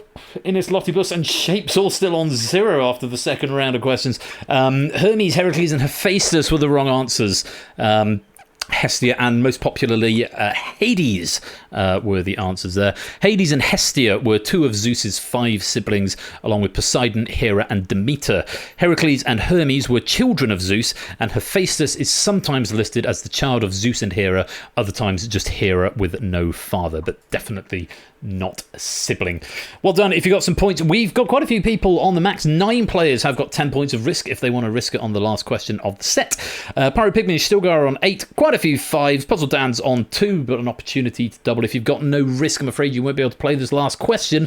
Remember, you see the options first, only 1 correct answer, and if you choose to risk, you must give me an answer. Abstention will be treated as wrong. Best of luck. Options are France, United States, Russia, Japan, China. Bank or risk?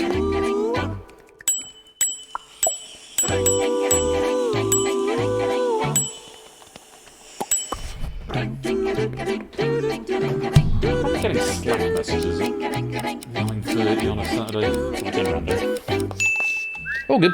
Okay, quite a few going for this one. 13 players choosing to risk here. Lots of players putting risk into the bank and playing it safe. Notably, most of these players don't have anything in the bank yet, so we could have some big changes in the scores. 3 players with the maximum risk are Run, Clive, and Dev, all risking 10. Pyro Pygmy and Stilgar risking 8. Everyone else risking 5, other than Puzzle Dan, who's risking his 2.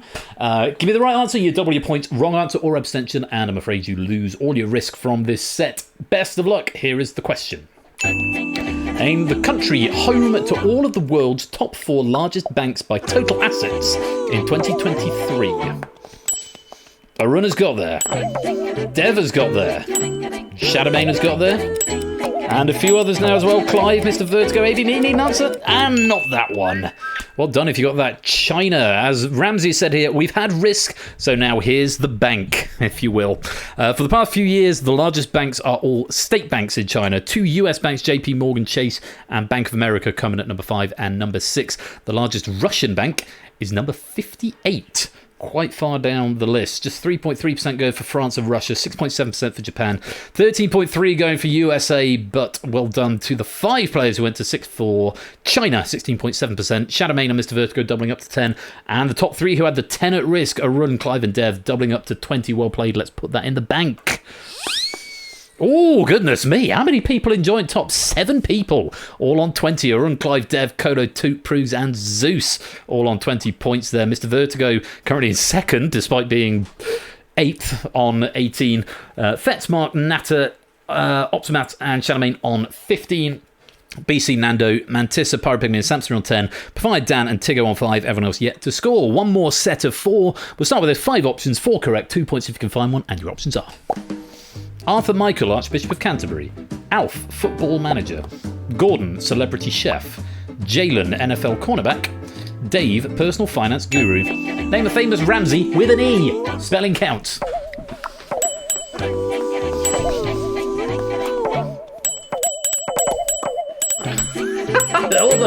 all the boyings. That's a lot of boying for a question 1. Gordon Ramsay spelt with an A. It's spelt with an A. All the others are spelt with an E. Ramsay saying here, of course, I'm including a self-indulgence round. The source for my name is the source for Ramsay's name, by the way, is none of the above, as he picked it rather arbitrarily. It was the surname of a co-worker, and I rather liked it. This will be on a future quiz. Parentheses. No, it won't.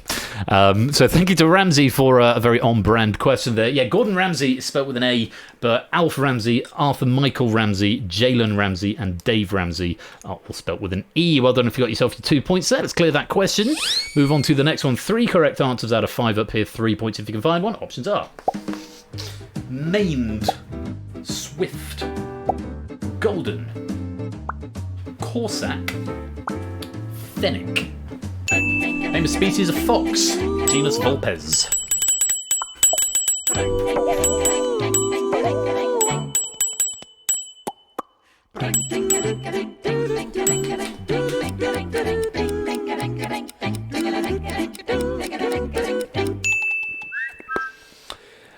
Almost everybody there going for Fennec. Fennec Fox was the one that certainly leapt out at me. Sorry, I'm just checking something up in the chat. You were Fox on that one, yeah. Swift, one, I think there's one player, 3.3% going for Swift. Nobody going for Corsac. 1 each going for Mained and Golden. There, unfortunately, those are wipeout answers. Yeah, according to the ITIS, there are 12 recognised species of fox, including Vulpes corsac, Vulpes velox, which is swift, and Vulpes zerda, which is the fennec fox. The wrong answers are other non-fox canines, the maned wolf, Chrysocian brachyrius, I think, and the golden jackal, Canis aureus. So bad luck if you went for either of those canines, but unfortunately not foxes. Let's move on. Lots of players on 5, lots and lots, and a handful on 3, Lottibus on 2, and a few yet to score. 5 points available here if you choose to play 2 correct answers out of the 5. Wipe out if you're wrong. Best luck. Here are the options. Tin, zinc, magnesium, sodium, copper. I'm predicting a lot of abstentions here. Name a metal with a melting point below 300 degrees C. That is 572 degrees Fahrenheit if you're American and don't use proper temperature scales. I thought there might be some abstentions in here. There's a few right answers creeping in, though. There are 2 of them up there. Tin and sodium have a melting point below 300. Zinc, magnesium, and copper do not. Fun fact for you, Ramsay's college degree is metallurgical engineering. So he's the one to ask. Tin melts at 232 degrees centigrade, while sodium melts at just 98 degrees centigrade. Zinc a lot higher, 420, magnesium 650, and copper a relatively massive 1085 degrees centigrade. So certainly not copper. Bad luck if you went for any of those 3 answers, but well done if you did find tin or sodium. As predicted, quite a few abstentions there, but players may be saving up their points for the bank and risk question. We have got 9 players once again with the potential maximum. They've got 10 points of risk. They could double it up to 20. Remember, Only one correct answer, double points if you're right, but you wipe out if you choose to risk and you abstain, or you give me a wrong answer. If you don't want to play, leave it blank to bank. Otherwise, it's R to risk, and your options are Mirage, New York, New York, Treasure Island, Rio, Paris, bank or risk.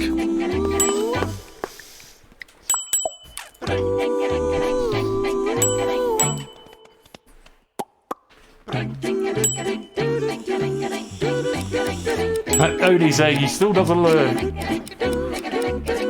Could be a risk that pays off. Not many going for this one. Oh, I'm on the wrong window. Let's focus over there. Just 7 risking here. 2 with the max, 2 to 5, both on 10. Stilgar on 8. Dev and Oni risking 5. Mr. Vertigo and Topper risking 3. Everyone else putting it in the bank. If you know Ramsey, you might know his penchant for casinos and anything gambling related. This does look a bit casino-y. Is it? Let's find out. Here's the question. Swerve! No, it's not. Name the 1982 UK top 10 song and platinum album by Duran Duran. Oh, that's a lot of green. 4 out of 7, 5 out of 7, 6 out of 7, 7 out of 7! Everyone who risked it got there. It's Rio. Very well done, all 7 of you. Nice to see. And it's one of those, it's sort of an anti-rug pull question. So sometimes you see the answers and you think it's going to go in this direction and I will know that, and it ends up not being that. This feels like an anti-rug pull where you look at the options and you think, I'm certainly not going to know that. And then the question comes up and you do. Sort of anti-rug pull. Because Prugs, I made an error when I did the percentage calculator, and it does a percentage of the entire lobby, not just a percentage of the players who are risking. It would probably be a one-line change to do it, but it's just something I've never gotten around to, mainly because it is the first time it's been mentioned since I probably pointed it out in the first or second run. But yeah, it's a percentage of the entire game that got it right, rather than just the ones who are risking. So yeah, as Ramsey says, Swerve, it's not a casino question at all. The album Rio had 3 UK top 10 singles, the eponymous Rio. Thank you for using the word eponymous and not titular, Ramsey. Bonus points for that. Save a prayer, and Ramsey's favourite, of course, Hungry Like the Wolf. Well done to our riskers there, doubling up their points, all 7 of them. Let's put them in the bank and check out the scores at the end of round 1. Well, my, how interesting. We've got a couple of players yet to get off the ground. AB, me and Matt the ref. Lottibus on 2, Shapes and Tigo and Puzzle Dan on 5. Topper's got 6, Snips and Zangle on 8. Oh, by the way, I've boosted the multiplier at the end, so whatever your score is, times it by 5. That's going to be a penny payout rather than timesing it by 1, which it was in the olden days. Stimson's Angle on 8, Oni and Innis are both on 10, Shadowmane's got 15, Stilgar on 16, Pyro and Mantis are on 18, quite a lot of players on 20 here, Samster, Optimat, Mark, Nando, BC, Arun and Thets, Nat has got 23, Mr. Vertigo's on 24, Fide and Cola on 25, Zeus, Proves, Dev and Clive are on 30, but Toot has the lead at the moment with 40 as we go on to round number 2. Actually, I'll let you read the instructions this time. Round 2 is the board game. You're going to get a question and 9 options. Anything from 4 to 7 of the options will be a correct answer. Submit as many options as you like within 60 seconds. Syntax isn't important in this round, so you can separate your answers with commas, spaces, full stops, or not at all. Just do it with one big string, and you can do them 1 letter at a time, or you can give me a long string of all the letters. The game will handle all the rest of it. But it only takes letters. I don't think it takes numbers on this one. For each correct answer, you get 5 points, but if you give me any incorrect answers at all, doesn't matter if you find all the rest, you get 0 for the board. Remember, there'll be 4 to 7 correct answers. I'm not going to tell you exactly how many, because where's the fun in there? Scores are banked after each board, and with 3 boards in the round, there's a maximum of 60 to 105 points up for grabs, depending how many correct answers Ramsey has deigned to give you. So, 1 minute on the clock and a different sting to go with it. It's the board game. Here's puzzle number 1. Options are Liverpool, Tottenham Hotspur, Chelsea, Manchester City, Manchester United, Blackburn Rovers, Arsenal, Everton, Leicester City. Identify the teams to have never been relegated from the Premier League since its inception in 1992. Start the next question. I'm going to go down and get myself another drink. So you're away. You'll have to handle board number 2 without me riffing over the top of it.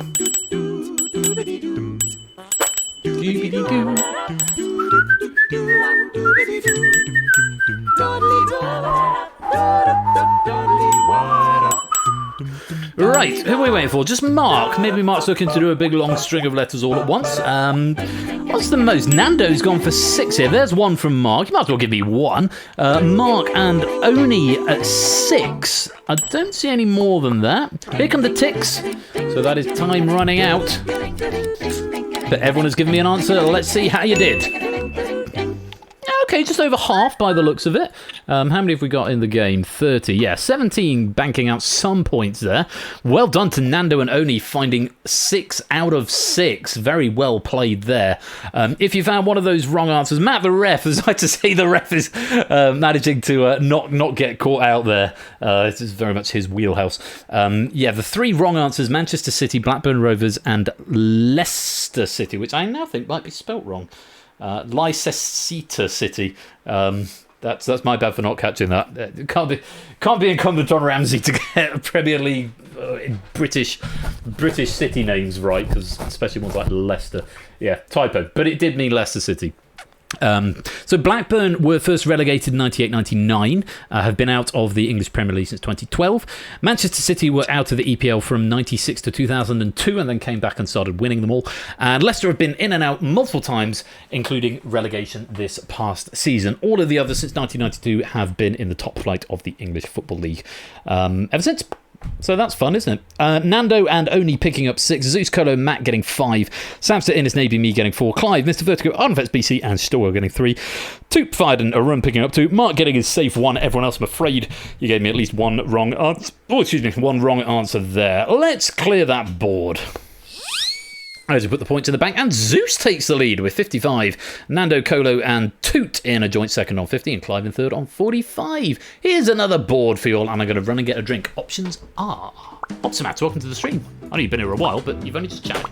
Algeria, Egypt, Jamaica, Argentina, Laos, Denmark, China, Spain, Iran. Identify the countries that were founding members of the United Nations in 1945. Over to you. I'll be right back.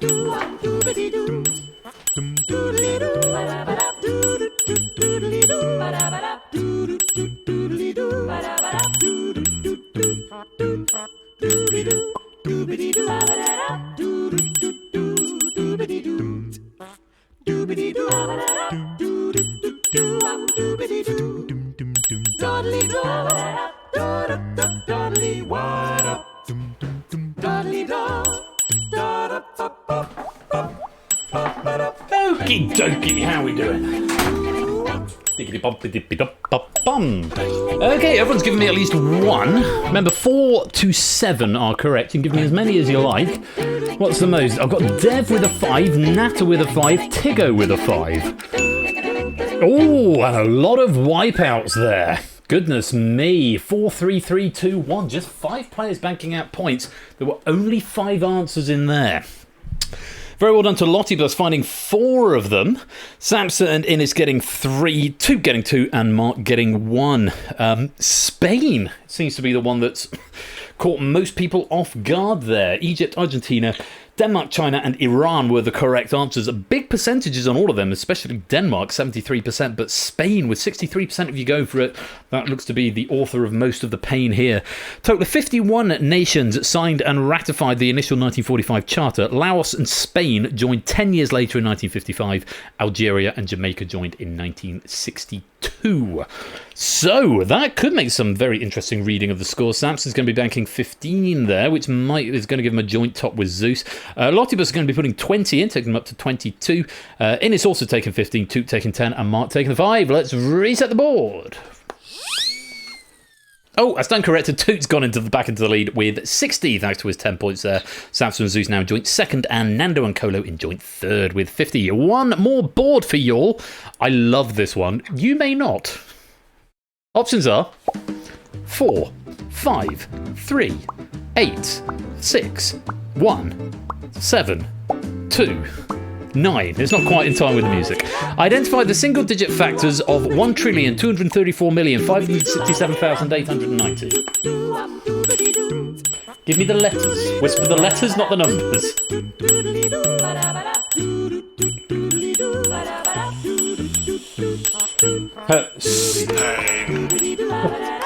I'm going on holiday to Spain.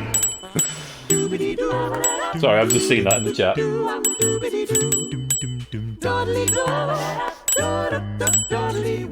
This is unusual.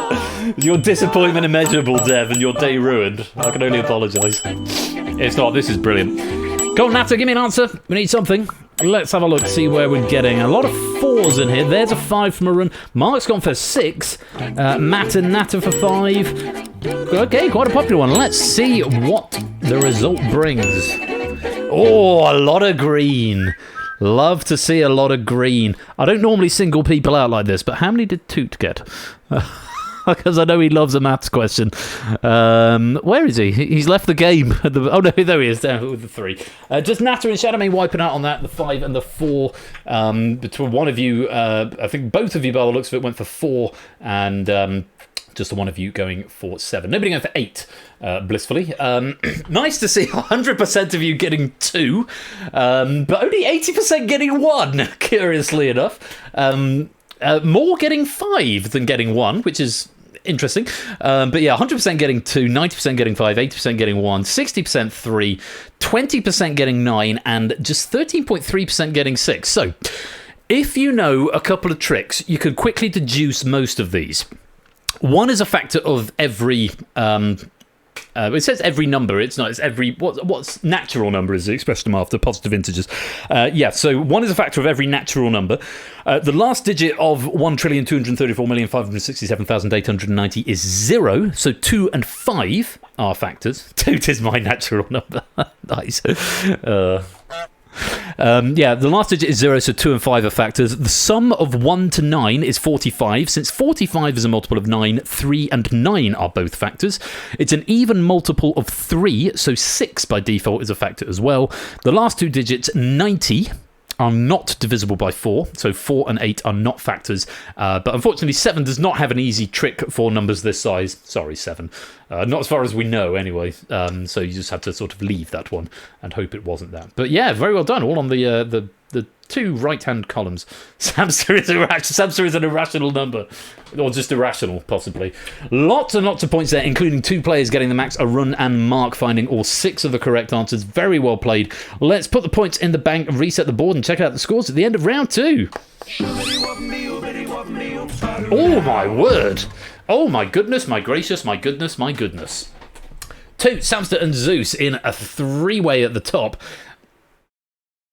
Toot, Samster and Zeus are tied at the top. Just rewind, stop the game, says Samster. 75 points apiece. And there's another 3-way between Nando, Innes and Colo in second place on 70. And then another 3-way between Arun, Clive and Mark. No, a 4-way, goodness me. Arun, Clive, Mark and Oni all on 60. This is all very, very tight at the top. Lol. So top 10, there's 15 points between them and a lot of ties for about threesomes. Fets and BC both on 55. Mr. Vertigo a point behind on 54. Matt, Fired, Proves all on 50. Stilgar's got 46. AB, me and Dev on 40. Mantissa and Pyro on 38. Lottibus has 37. Ops Matt's on 30. Shapes on 25. Natter 23. Topper 21. Dan and Tigger have got 20. Simpsons Angle's got 18. And Shadowmane on 15. But everyone has got some points, so everyone's getting some pennies, which is nice to see. Horny. I've got a horny button. I haven't got a horny button, I don't think. Shame. That's about as close as it comes, I suppose. There's one more round, though, and it could make all the difference. Let's go to round 3.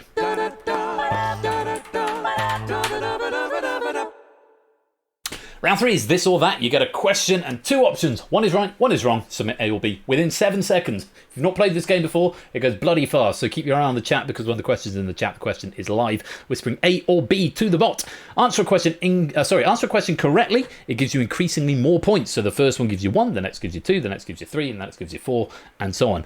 Give me a wrong answer though, it reduces your score to 0 and you reset your answer streak. If you abstain, so not a wrong answer, but if you choose not to do anything, just like banking from before. It banks the points that you've built up, but it resets your answer streak and you have to start building up again from 1. With 15 questions in the round, there's a maximum of 120 points available if you can go from 1 to 15 and give me 15 correct answers, and they're all 50-50 multiple choice. Sounds easy, right? We've only seen it once, twice. 120 points up for grabs, so it is still wide open and anybody's game.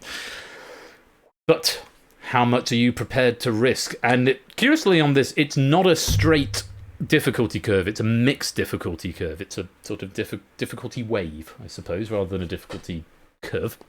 which could make this very, very interesting. How far do you... Please do install a horny button. Yeah, it's in waves. I think it's a difficulty wave rather than a difficulty gradient. But I'll let you be the judges of that. How far do you take the risk? Best of luck to you all. 120 points up for grabs. And the gold, silver, and bronze medals, of course. Round 3 is this or that. Question 1, this or that. A or B, options are red. Black, obviously. C, between Africa and Saudi Arabia. It just feels like this game, every time I want to put Federer and Nadal, and it's the sort of thing you do. So if you're not played before, it is bloody fast, so make sure you get your answers in. It's the Red Sea. The Black Sea is farther north, bordered by Turkey and Ukraine. Most of you getting that, 3 people missing out, and 4 getting a wrong answer. Let's go on to question number 2, and I'll take a look at the leaderboard in more detail as we go on. Question number 2, this or that, A or B, options are even, odd. Odd number times an even number is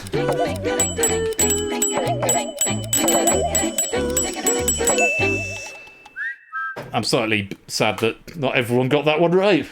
Odd number times an even number is an even number. Take, for example, 3 times 2 would give you 6. 7 times 4 would give you 28. 9 times 10 would give you 90. Odd number times an even number is always even because of the laws of mathematics. Well done if you got that one right. Still plenty of people on a maximum risk. 3 people putting 1 point in the bank. Lottie-Bus, Pozzovan and Stimpson's Angle banking out 1 point there. Let's put it in the bank and go on to question number 3. This or that, A or B, options are 1 through 18, 19 through 36. Atomic number of calcium. In which range does it lie? Few more abstentions there. Colo, Clive, Mark, and Matt banking 3. Mantissa banking 1. Fitz banking 0 there. So abstention of 0 is going to be a bank of 0. But a few people getting it right. And we've now got 8 people on the maximum risk streak of 6. It's 19 through 36. Calcium is 20 between potassium and scandium. Oh, I've got lots of text messages have just come through like, all at once. I must look at them. I must look at them at once. Okay, Dylan and Megs are playing 9-ball. I'll explain why the dog is sitting at the door. Yes, we probably will have time to touch base about the concert tomorrow. Right, sorry about that. Points going in the bank. Well played. So, Samster and Zeus currently tied at the top with the potential, both with the most in the bank and the most risk at the moment. As we go on to question number 4, this or that, A or B options are second 12, first 12. Andrew Jackson was one of the blank US presidents.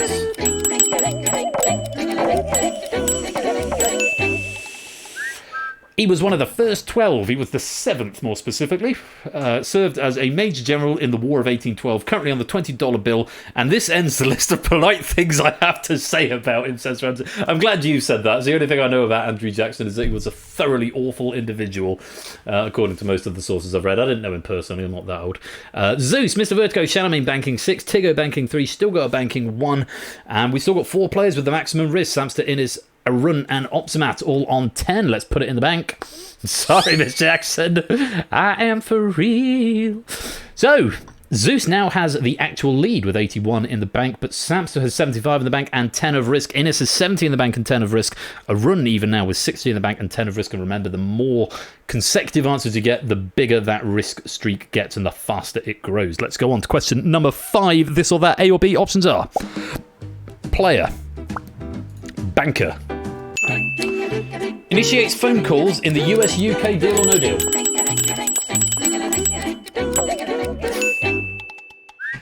Dev, please. It's the banker. The banker initiates the phone calls, not the player.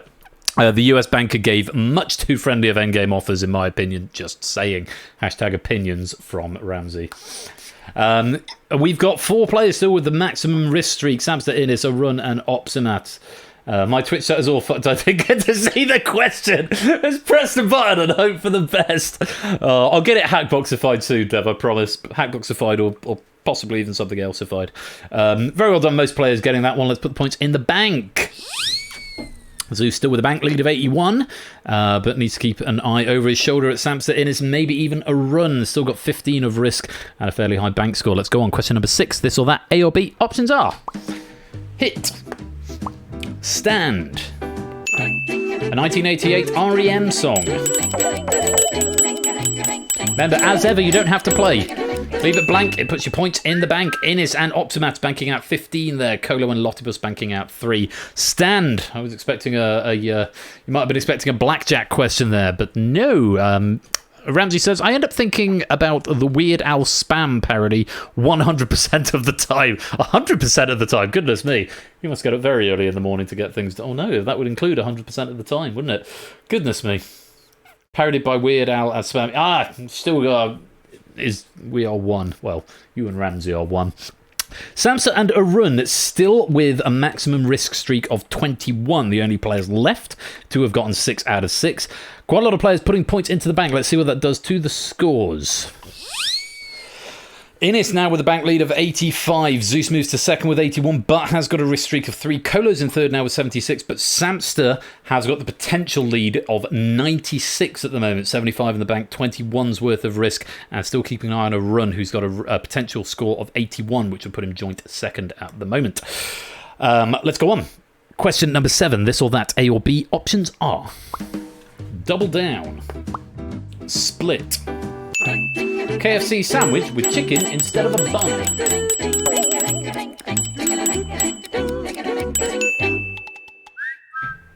It's a double down. As an American, speaking as Ramsey here, I can't help but feel this affront to nature is partly my fault. I apologise.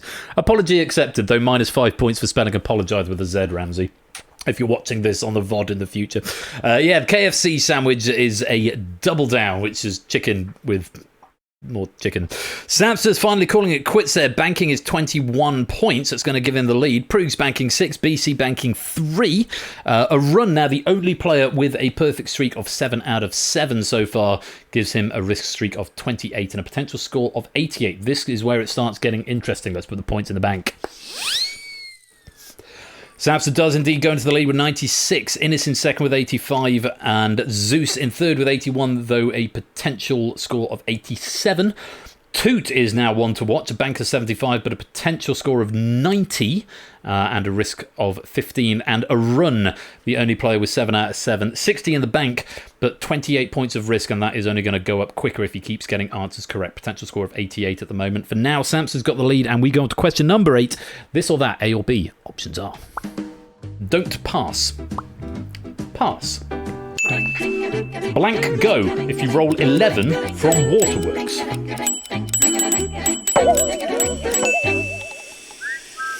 Just under half if you're getting that one right. Don't pass is the answer. Waterworks is 12 spaces from go, so rolling 11 puts you on Boardwalk/Mayfair.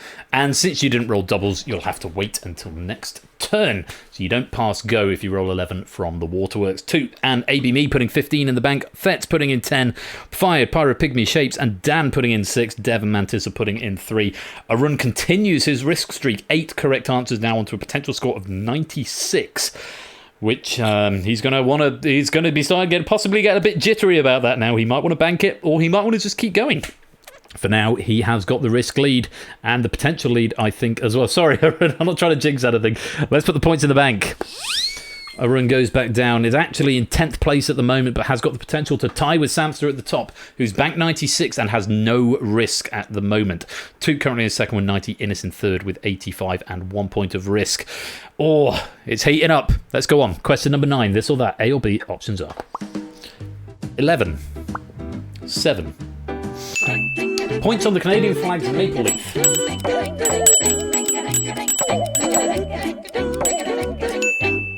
Arun continues his streak of destruction. He's now up to 45 points of risk, giving him a potential score of 105. Still only 60 in the bank, though. Simpsons Angles banking out 3 points there. The answer was 11. The Leaf design originally had 13 points, but was changed to be more clear. So Simpsons Angle putting 3 into the bank. Second risk leaders, Mark and Oni, both on 21, 63 and 60 in the bank respectively. Still gives them quite a good score. Would put them in contention with Zeus currently on 81.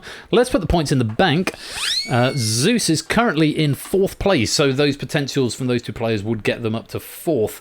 Samster with the lead of 96 and 1 point of risk. Toot in second with 90 and 1 point of risk. Innes in third with 85 and 3 points of risk, but there's a lot of risk still down the ladder and some very high scores coming from that earlier game as we go on to question number 10. This or that, A or B, options are place, show, NBC Afterlife sitcom The Good Blank.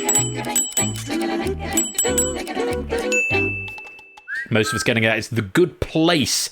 93%, just one player going wrong. That was Charlemagne, and just one player banking. That was Matt, putting 6 points of risk into the bank. A run continues with a risk streak now of 10 in a row. And 55 points. He's almost halfway to the potential maximum of the round with just 5 questions left because of how doubling scores works. Mark and Oni still with 28-point risk streak. Zeus, Nando, Clive, Mr. Vertigo all with 21. Let's put the points in the bank. Not much else to report. Not many changes there, except the risk has gone up a bit higher and a run is looking more and more dangerous as this goes on. Potential score of 115 for a run at the moment.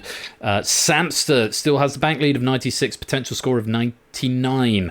Zeus has got the potential to take the lead as well. Currently got a potential score of 102. And Nando with a potential score of 91. Mark should be kept an eye on as well, as should Oni. As we go to question number 11, this or that, A or B, options are over, under, DeBarjo in Spanish or Sue in French.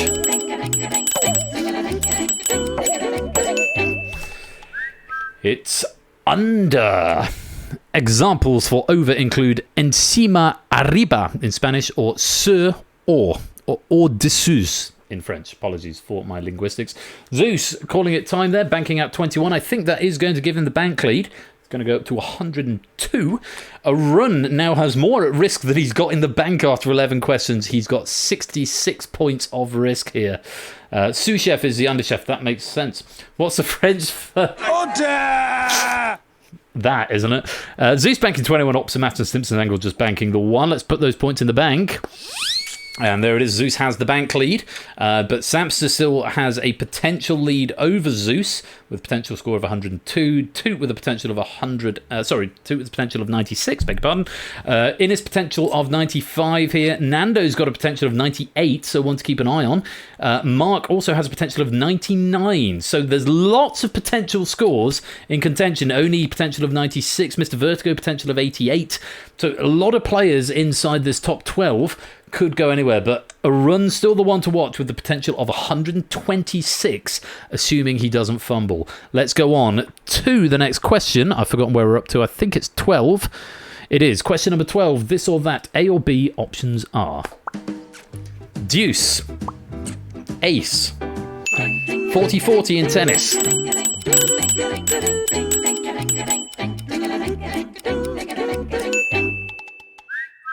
deuce, 40-40. Someone one day will explain how the tennis scoring system came around. I did read about it once. It used to go 15-30-45, but I don't know why they call it deuce, and I don't know why they do deuce advantage. It's probably to do with the metric system or something. Still got Romantissa banking at 3 points there. And oh god, this risk is giving me palpitations. It really is. Mark and Oni with 45 points of risk at the moment, 108 and 100, 108 and 105 potential points respectively. A run with a potential of 138 here. Deuce, you need to get 2 in a row. Okay, there we go. Well, I haven't explained. Thank you, Mark. It's giving me palpitations. 50, sort of like, could he do it? I don't want to say anything because with 3 questions from the end, the answer there was deuce. Let's give it to people deuce when it was 40-40. Robinson squash. Let's put the points in the bank. Zeus still with the bank lead. Samster, and certainly Samster has more potential than Zeus has in the bank. Toot, potential of 100. Innes, potential of 100. Colo, potential of 86. Nando, potential of 106. Mark, potential of 107. A run, potential of 138. Oni, potential of 105. Mr. Vertigo, potential of 96. I don't want to call this with 3 questions to go. On we go. Question number 13. This or that, A or B, options are fold, raise, What a provocative question. In cooking, a mixing technique without stirring. Innis wipes out, Optimats wipes out. It's fold. To fold something in, you fold the layers of the batter over the... It's normally over the... You've just added the flour later, and then you fold the eggs and the butter vanilla mixture into it. Folding is used... I should read my notes, that would probably help. Folding is used to incorporate lighter ingredients like meringue into heavier ones, while also trapping air bubbles to allow dishes like soufflés to rise without chemical leaveners. And incidentally, my whole question about the tennising, if I just read my notes, it was there. I remain unconvinced as to why tennis still uses the 0, 15, 30, 40 system. We have perfectly good smaller numbers. You're just being pretentious on purpose, tennis. Yeah, I get that. Only's banking 45. It's going to give him 105. It is going to give him the bank lead. May or may not last for very long, depending what happens, because there's a lot of players with higher potential scores, but he will get the bank lead for now. Topper banking 15, Lottivus banking 10, Dan banking 1. Let's put the points in the bank. It took so long, it was still counting by the time you got there. Only with a bank lead of 105, Zeus in second with 102, Samson in third with 96, but there are 2 questions left. A run has 91 points at risk. I think it's safe to say, I'm just going to say it, if a run banks now, he would win the game with 151. I don't think that's catchable. I might be wrong. But I think his next biggest threat is probably Nando, who can get a potential of 66, which would take him to 133. So a run, just going to say, and a run has almost certainly done this himself. I am not metagaming, Dave. I am not metagaming. I'm just going to say, hello, Arun. If you bank now, you can guarantee winning the game. It depends if you want to go hubris and try to do the thing that I think only 2 people have done before, and I couldn't even tell you who. I think Ape might be one of them. I know Ape fumbled it on like question 13 or 12 or 13 and was pretty close. I think we've had it once or twice, because every time I say it at the start of the round, but I can't remember who it was. So, Arun knows he can win this game. Was it Quizzle? That sounds about right. And BC. Quizzle and BC. I'm pretty sure it's only happened twice. There's no medals or anything, no rewards for it, just the honour of knowing you've done it. Because this game has been around since the end of 2020, and it's only happened twice. Arun knows he can take the gold, but does he want to go for glory? There are 2 questions left. And everything else... everything else is just so much Vegemite, possibly. Let's find out. Question number 14. This or that, A or B? Oh, I've almost forgotten about that. Yeah, quite. I remember when it nearly happened. Cyprus was fine topper. Question 14, this or that, A or B? Options are Rockets, Cowboys, NBA team based in Houston. He's got it! He's got 105! I'm going to have to open another bottle of Prosecco. Mr. Vertigo's putting 45 in. That's a very commendable score, taking you up to a banked score of what a run currently has wrist, 105. We'll put you in the top 3 for now. Pyro Pygmy and Dev banking at 15. My God in heaven. There is 1 question left, and a run has answered 14 out of 14. Let's put the points in the bank and see the penultimate leaderboard score.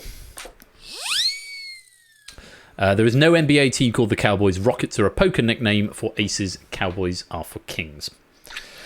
Oni and Mr. Vertigo are tied for the bank lead with 105. Oni has a slight advantage because he's got 1 point of risk. Zeus has got 6 points of risk and 102 in the bank, enough to take the top. Samster and Toot both have 21 of risk and 96 and 90 respectively in the bank, enough to take the top spot. Innes has 85 in the bank, but only 1 point of risk. Colo, 76 and 21's worth of risk, 97 potential. Nando, potential score of 125. That could do it. And if he gets this one right, it could be as high as 136. Mark, potential score of 129. If he gets this one right and goes up to 78, I think it would be, then it would be 141. Big score. But all eyes are on a run. 60 in the bank, and 105 risk. Potential score if he gets this of 180. Could be one of the highest scores we've seen in this game. Good luck. Question number 15. This or that, A or B. Options are Queen, King, current monarch of the Netherlands. He stayed grey! A run! Oh, a run! He wants to win, but he didn't want to risk it. It's King! In 2013, King Willem-Alexander succeeded his mother, Queen Beatrix, to become King of the Netherlands. And Nando went wrong. Oh, Nando! I was concentrating on a run. I didn't look at anything else. And a run didn't change. Oh, Nando. Oh, mate. A lot of banking happening there. Lottie putting 1 in, Stilgar putting in 3, Clive putting in 6, Fetch putting in 15, Fired and Toot putting in 21, BC putting in 28, and a run putting in 105. That's going to give him a total bank of 165. I don't even know who's going to win at this point. I think Mark stands a good chance of coming second. Is it going to be Samster who takes third? Oh, a message from our sponsor, Arun Aromatics. No, it's a gifted sub from Matt the Ref to Arun Aromatics. There you go, Arun. Enjoy a month's ad-free viewing in honour of your win, which is almost certain at this point. Let's put the final points in the bank and check out the final scores. That is a very satisfying tick up there to 165. It is Samster who takes the bronze at 124. Mark takes the silver with 141. But an absolutely stonking game from a run there. 14 out of 15 in that round. Who takes a gold medal with 165. Very well played. Have multiple GGs from me. Oh, bloody hell. Well, I had heart palpitations. I don't know about all of y'all. Let's just take a quick glance down the leaderboard. And remember, times your score by... I think I changed it to 5. But for reasons best known to past Ben, the actual control disappears when the game starts. It gets nested inside the player scroller. For some reason, I'm probably setting a game object. That's probably something I should fix. Yeah, times your score by 5, and that will give you a penny payout. Good payday for you, Mark and Arun, very much so. Tigo and Napta banking out 23, Stimson taking 24, Puzzle Dan 28, Shanamain 36, Topper 37, Mantis Dev 45, Optimax 49, Lottibus 52, Stilgar 53, Prugs 56, Shapes, Pyropygmy and Dev getting 59, Matt and Clive getting a very nice 69. Nando picking up 70, Fired 77. Nando, what could have been there? Could have been. Fired getting 77, Ardenvet 80, ABME 83, Innis 85, BC 86, Colo 104, Mr. Vertigo 106, Oni 108, Toot 111, Zeus 112, and our top 3, Samster getting the bronze with 124, Mark the silver with 141, and Arun getting the gold with 165. Very, very impressive. And if you want to know your actual number score, you can do the squinty thing and take a look at it right there. Oh, goodness me. I'm going to need to take a minute to recover. What a game. What a game. And huge thanks as well to Ramsey Fox for a delightful pack. Very accessible pack. Very fun. And I hope you all had fun with that. Very many thanks, Ramsey, indeed, for all your efforts. I'm not sure if you're here live, but if you are watching on the VOD, greetings from the past. I hope you're keeping well, and thank you for the pack. Very much indeed. Oh, what a game. And we've got more to go. Bear in mind, it's already 10:15, so we're going to have to make it a sharpish escape artist. I suppose it's the first one back after 2 weeks off, so making up for lost time a little bit. We've got the Escape Artist by Fired coming up after the break. It's going to be good fun. I do hope you'll join me for it. Hackbox required, so make sure we've got Hackbox devices ready. I'll play some adverts again while I go top up my glass. I suggest you do the same. Stretch your legs, stay hydrated. If you're not subbed, you'll see some adverts, but we won't start the next game without you. So all will be well.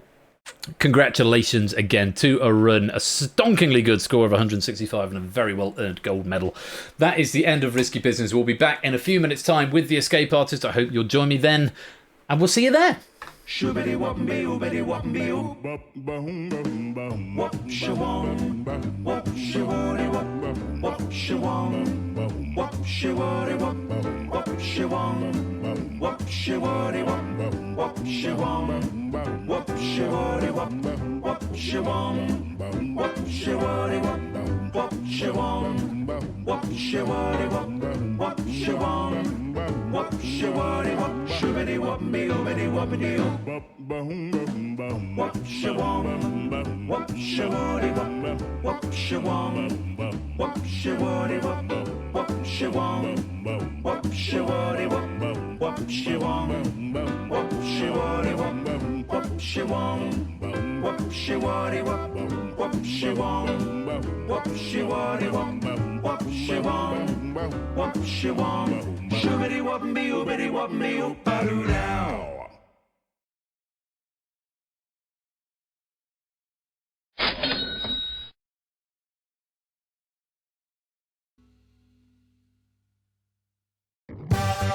Well, a moment to catch y'all's breath after that, but don't go away, because when we come back, we have got The Escape Artist as written by Fired. It's all been light and fun and games with Buzz Off and Risky Business, but the tension ratchets up a bit as we go to Quiz Prison. It's coming up after the break. Don't touch that dial. We'll be right back.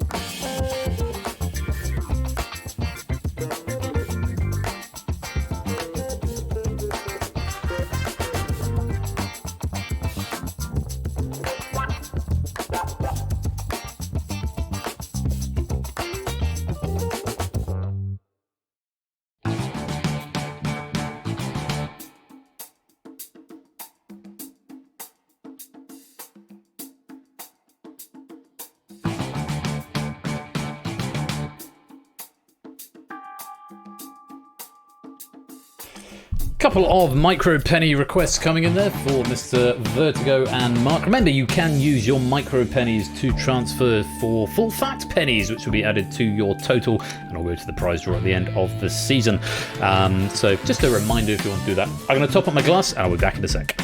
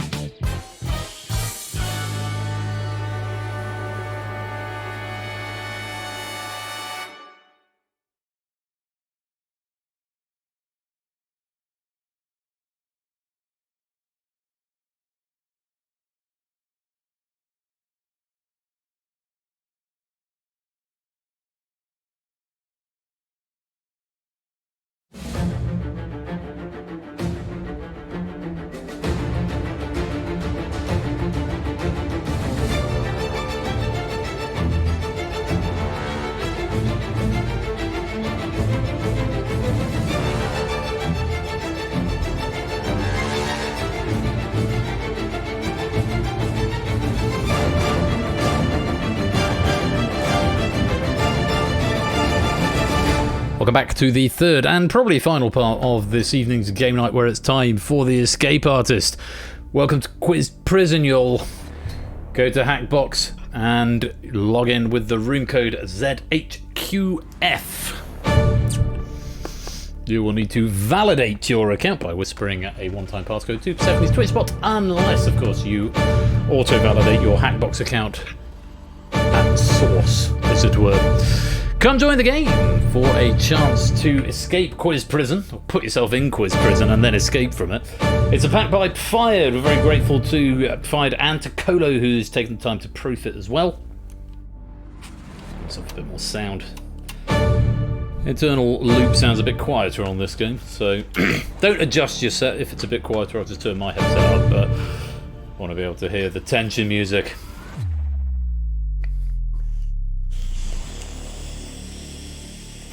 There is an anytime entry of sorts on this game,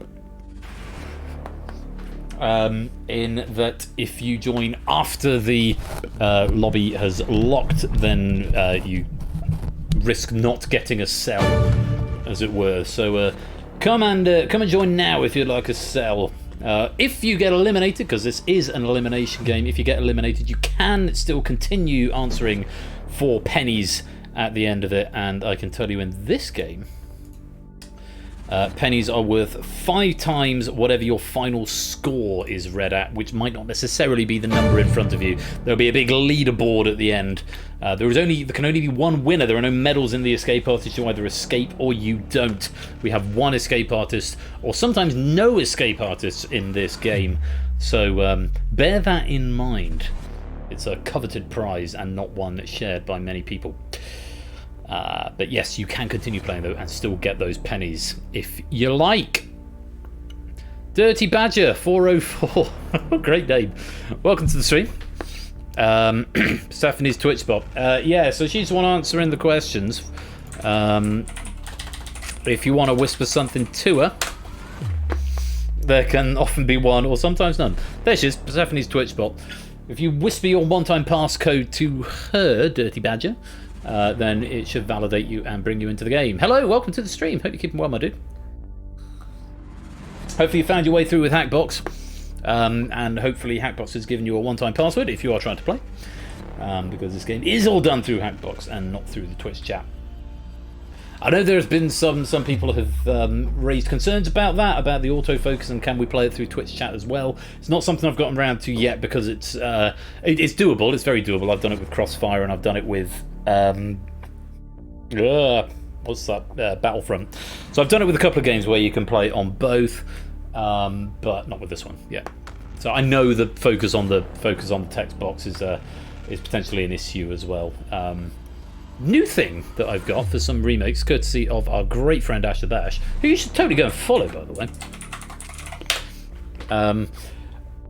Yeah, he's given me a new thing that I've been playing with recently, and I'll do some dev streams in the next couple of weeks, probably showing my work in progress of the remake of Bidding War, which uses new stuff that Ash has given me, which should get around all of those problems. Fingers crossed. Nearly there, Dirty Badger. If you type it into public chat, then it still works the same way. I can do it for you if you like. I think. Type that in public chat. Why? Dirty Badger 404.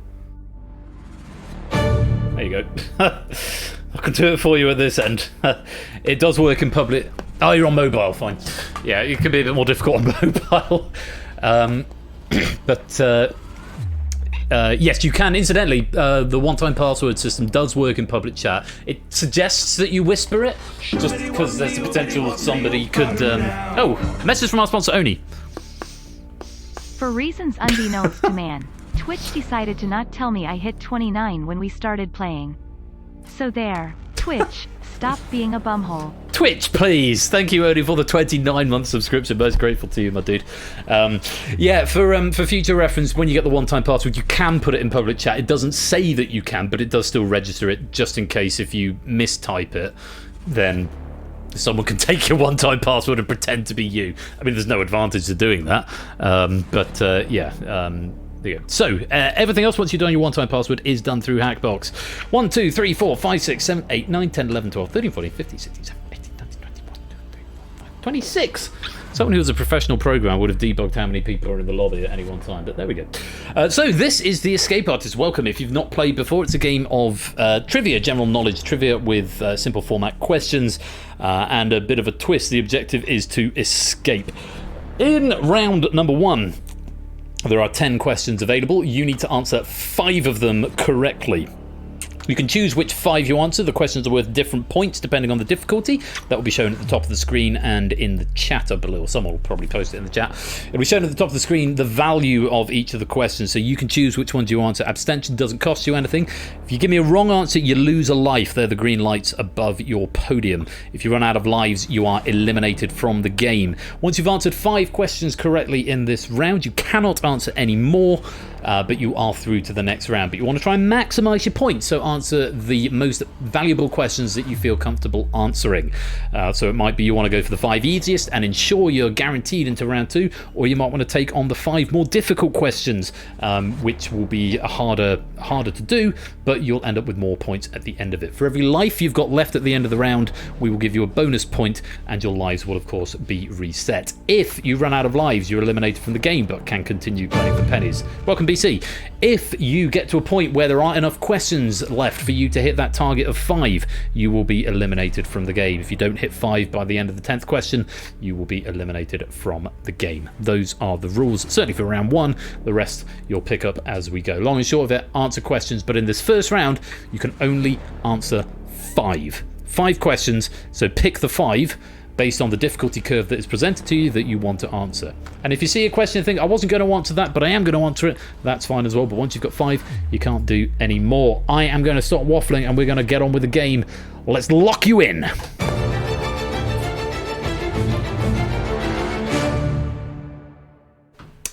So, just a recap of the rules in case you didn't get them there. Round 1 is called Initiate. Answer any 5 of the 10 questions to escape. Once you've done so, you're through to the next round, but cannot answer any more questions in this round. Harder the question is, the more points it is worth. Point values are displayed prior to each question, and accumulated points will be carried forward to the next round. Give me an incorrect answer, you lose one of your 3 lives. If you exhaust your lives, you're eliminated from the game. Bonus point is awarded for each life you have left at the end. No penalty for abstention. However, if you don't answer 5 questions before the end of the round, or there's not enough for you to do so, you will be eliminated from the game. Repeat of what I have just said. Blimey.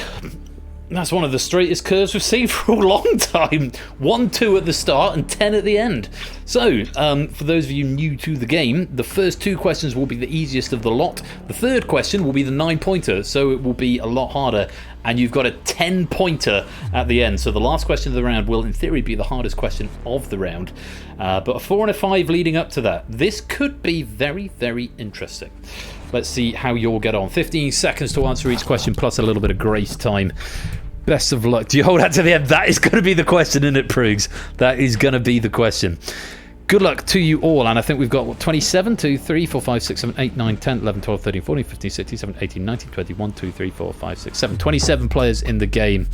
Better number distribution before the redecide. I promise you it's the same RNG shapes. Almost probably the same line of code, to be honest. Good luck. Here's question number 1. Hi, baby. Neapolitan ice cream is traditionally a combination of vanilla, chocolate, and what other flavour?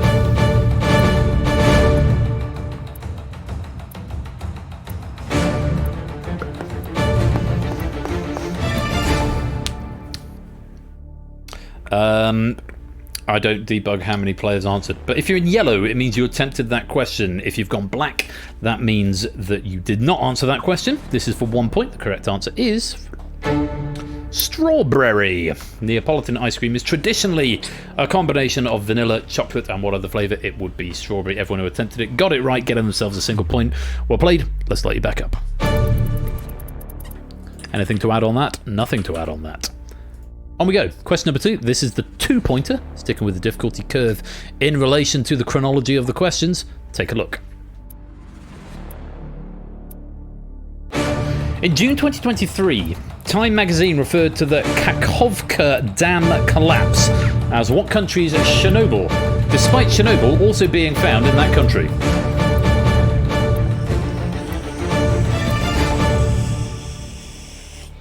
There's the grace time up, and quite a few of you have attempted this one. Yellow if you've attempted it, black if you have not. Correct answer is Ukraine. Everyone who attempted it getting it right, get themselves 2 points. A combination of 0s, 1s, 2s, and 3s now, which is very nice to see. Very well played. Let's let you back up. Big spike in the... I did say strawberry, Brooks. Yes, I did. It's a Scrubs reference. Big spike in the difficulty curve right now. Question number 3. This is worth 9 points, but the question is going to be a lot more challenging. Let's see what you make of it. Question 3. What animal appears in the name given by Union forces to the first major battle of the US Civil War?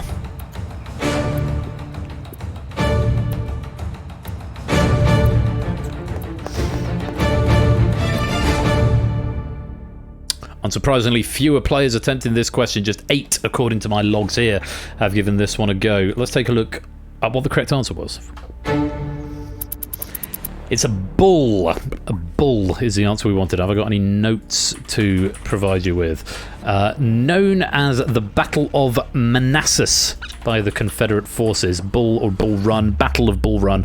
The first Battle of Bull Run, to give it the battle its full name. Boar is close but not the one, and horse is not the correct answer, I'm afraid. Fetz and Natter, you are going to lose a life. Everyone else, very well done. That's 9 points to you. Let's light you back up.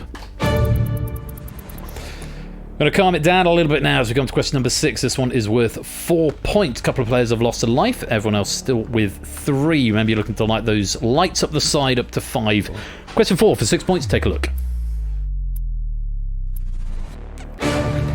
The 2020 Tony Best Musical nominees Moulin Rouge, Tina and Jagged Little Pill are all considered what kind of musical having few original songs? I'm laughing at what Clive has said. Quite a few answers coming in, including after the grey sign, which is fine. That's what it's there for. The correct answer is Jukebox. It's a jukebox musical, specifically what we're after. Juke. I don't know if I can take that now. To jukebox is a very specific thing. Clive has got the answer, but he's also given an opinion with it. Horrid jukebox musicals. Yeah, you can have that. For 6. Cover, compilation, and juke. You're not allowed to express opinions here, not in the quiz. The quiz is sacred and sacrosanct. No opinions required, thank you. Take 4, but I was running on time there. This benocracy. No, quite.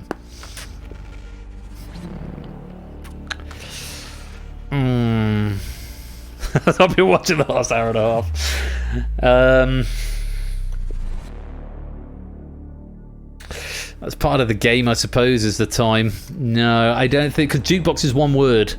If it were 2 words, I may be inclined to allow it, but... Colo, can you decide for me? I'm going to defer to you on this one. I'm very, very torn on it. I feel like that might be a generous give. Colo proofed the pack, incidentally, so here's my go-to. Colo's giving me a hard nope. There we go then. Decision made. It did need to be jukebox, I'm afraid, Nato. Close, but not quite. Let's light you back up.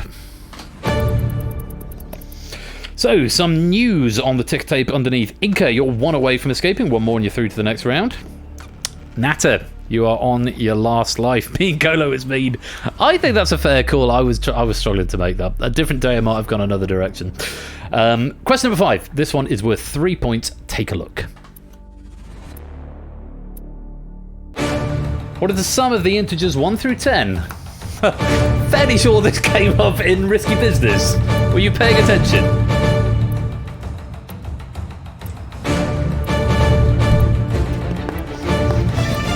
Not exactly this. It was the integers 1 through 9. Is what came up. The correct answer. 55. 1 through 9 is 45, as came up in Risky Business. Entirely coincidental that that's what's happened in the packs. 1 through 9 is 45. 1 through 10 would be 55. Puzzle down again. 57. Proves 49. Nando, Optimata, Shapes all go 45. The Mandela call back there. Oh, there's your fat finger at Shapes. Unfortunately, I can't allow it. 45 is not the right answer. You are all going to lose a life. But well done. If you did give me 55, you've got yourself another 3 points. Let's light you back up. Into the second half. Inky is still 1 away from escaping. Any one of the next 5. And you're through to the next round. Natter, still on your last life. No other news to report, I don't think. Question number 6. This is worth 7 points. Take a look. You're tired. Oh, sorry to hear that, Priggs. Question number 6 for 7 points. Malaysia and Indonesia share the island of Borneo with what third country?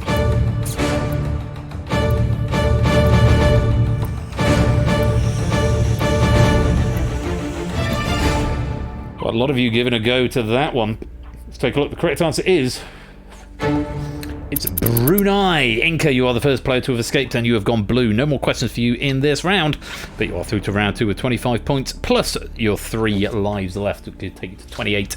We'll see you there. Wrong answers. Burma. Philippines. Burma was renamed to Myanmar, I believe. So not the right answer. Philippines, Java, China, Myanmar. There it is. Singapore, which I think is probably Singapore, but also not right. Sudan and China. I'm afraid not the right answers. The answer was Brunei. For the longest time, one piece of trivia I can recall, the Sultan of Brunei was the richest person in the world. I don't know if he still is. He's probably still in the top 50. Because seeing some jukebox musical stuff in the background, I'm afraid you're right, Natter. That is your last life. Thank you for playing, but it is the end of the road and it's lights out. In your cell. Natter is eliminated. So we have got Dan, Badger and Tiggo requiring all remaining questions, all 4 of them. Zeus, Arse-Biscuit, aka Oni, and Topper needing just 1 more. And Dan and Shapes, you are now on your last life, so do tread carefully. Question number 7. This one is worth 8 points. A little bit harder than the last one, but depends how it falls, I suppose. Take a look. Lead, or possibly lead, speed, and bouldering are the 3 disciplines of what Olympic event?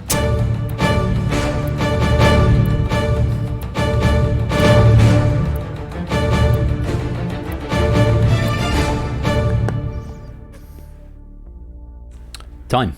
Correct answer is... climbing. Zeus, Arse-Biscuit and Toop, you have escaped. You've gone dark blue and you're into the next round. Tiggo, rock climbing, yes, I will accept that. The right ballpark. Snowboarding, skating, sprint and track and field are not the right answers. I'm afraid you are going to lose a life. And Tiggo and Badger... oh, no, not Tiggo, because I've just condoned you, but Badger, I'm afraid. Badger, I don't know if you're out of lives or if there's just not enough questions left. I think it's not enough questions left. I'm afraid. Thank you very much for playing, but it is the end of the road, and it's lights out. Into your cell. Badger is eliminated and locked in. Dan, Mantissa, Fett, Tiggo and Stilgar, you require all remaining questions. 1 away, Swan Centre, Simpsons Angle, BC Toot, Samster, Fernando and AB Me. And Dan, Stilgar, Optimat and Shapes on their last life, so do tread carefully. A little bit of a reprieve before question number 10, which is the 10-pointer, but for now, question number 8, which is worth 4 points. Take a look at this. In chess, which piece can capture en passant?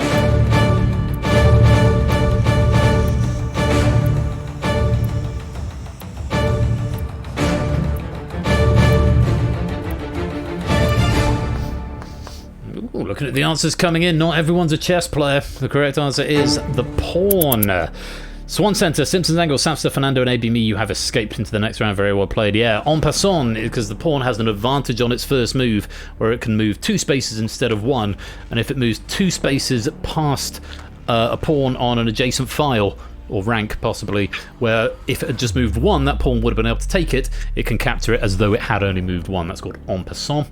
And that is a pawn-specific move. If the pawn was hungry, they could capture en croissant. 3 honks for that, Topper. Very well done. Very well done. No blocking, no bopping. 3 honks. I enjoyed that very much. Rook, King, Queen, and Bishop are all the wrong answers. Only the pawn can capture en passant. Dan and Stilgar, I'm afraid there's either not enough questions or you're out of lives. Thank you very much for playing. But it's the end of the road, and it's lights out.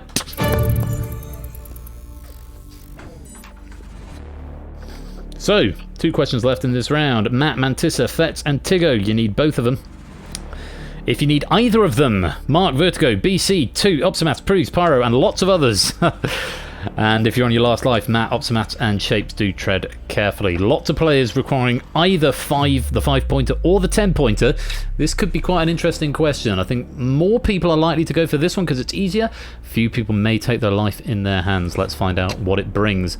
Good luck. Question number 9 is worth 5 points. Remember, if you've been eliminated, you can still play along for pennies.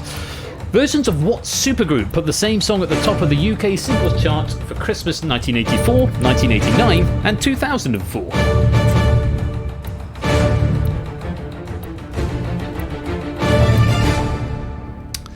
Colo, I'm going to send you a DM before the answers are revealed, because I'm not sure of an answer that's come in. What do you think of that? I'll ask you now because I know it's something I'm going to quibble over. Sent you a Discord DM. I think probably not. I thought so.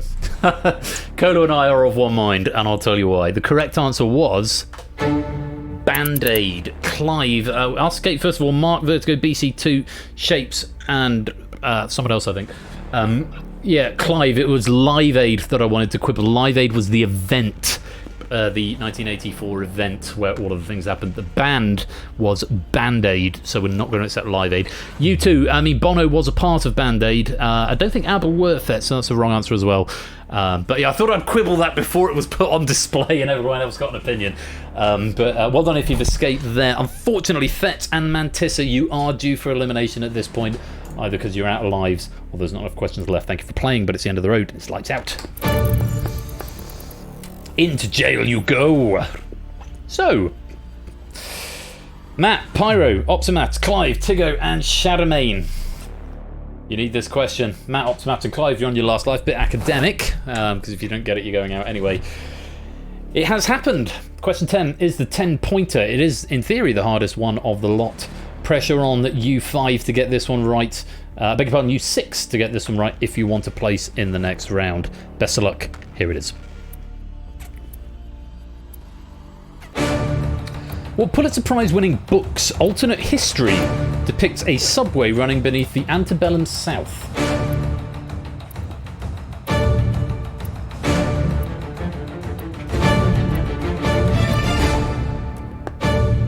Oh, Optimat's just squeezing an answer in the nick of time there. Pyro's going to be eliminated as a matter of course because no answer was received. 4 out of 10 is not going to be enough. The correct answer is the Underground Railroad. Clive, you got there. Good man. Picking up 10 points on the way out. Nice birthday treat for you at the end of round 1. Not a clue. I've had fun. Matt just banking out on the 4 there. Tiggo going for the road. Shadowmane for To Kill a Mockingbird. Optimat for the Man in the High Castle. 4 out of 10 is pretty good going, but unfortunately not enough. And with Pyro not giving an answer, it does mean Pyro, Shadowmane, Tiggo, Optimat, and Matt. Thank you very much for playing, but it is the end of the road. And it's lights out. Nice one to rease it out. Yeah, very much so. So we started with 27, and of those 27, just 16 have answered 5 out of 10 correctly. Very well done. To you, 16, you progress to round 2. For every life you've got left, we're going to give you an extra point, and then your lives will be reset. Let's go on to round 2.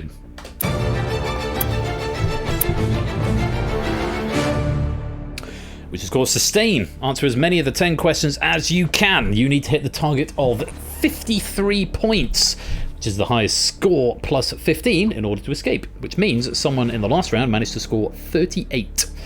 Each question is now worth 5 points, which means everybody must answer at least 3 questions correctly to escape. Some of you will have to answer more than that. Accumulated points will be carried forward to the next round as before. Give me an incorrect answer, you lose one of your 3 refreshed lives. Exhaust your lives, you are eliminated from the game. In this round, 2 bonus points are rewarded for every life you have left at the end of the round, rather than 1. Players who have escaped, unlike in round 1, may choose to continue answering questions if they like. So once you've escaped, you can continue answering, but you are still at risk of elimination if you exhaust your lives. So do use that privilege with caution. Yes, I did say strawberry. As before, no penalty for abstention. However, if you don't hit your target before the end of the round, or there's not enough questions left for you to do so, you will be eliminated from the game. So that target is 53, set by You got 38. Toot got 38 points. So Toot just has to get 3. Mark calculating that he needs just the 4. Anyone on 33 or higher will need 4. So just Mark. Clive is going to need 5, as is Samster, Mr. Vertigo, Inca, Nando, Arun, and Oni. Possibly some other people that I may have missed as well. Zeus as well. Zeus is only going to need 4 as well. So trying to scan all the numbers and not leave anyone feeling left out.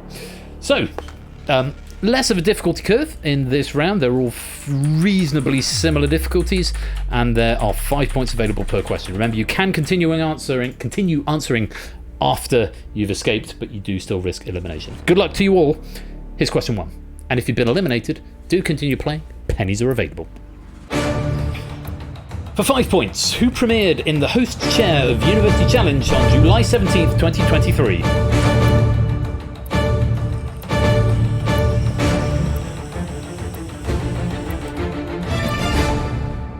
Most players attempting it. Were they all right? Let's take a look. Correct answer is Rajan. Small Amol Rajan. Oh, small Amol Rajan. Is it Amol Rajan? To my shame, I don't know his first name. Despite it is Amol Rajan. Yeah, you can have that. He was small. I should know. This is one of the shows we do. I definitely should have known that. Not Amir. Amol. I may have accepted Amol Pros, but the general house rule is surname is acceptable for real people. First name is acceptable for fictional people. Amir is none of the above, I'm afraid. So you're all going to lose a life. Everybody else who attempted that, very well done. You've got some points. Looks like you're back up. Target still 53. Another 5 points available for this question. Take a look. In maths, what name is given to the set of numbers comprising a real part and an imaginary part that are expressed in the form a plus 1b, or possibly a plus ib?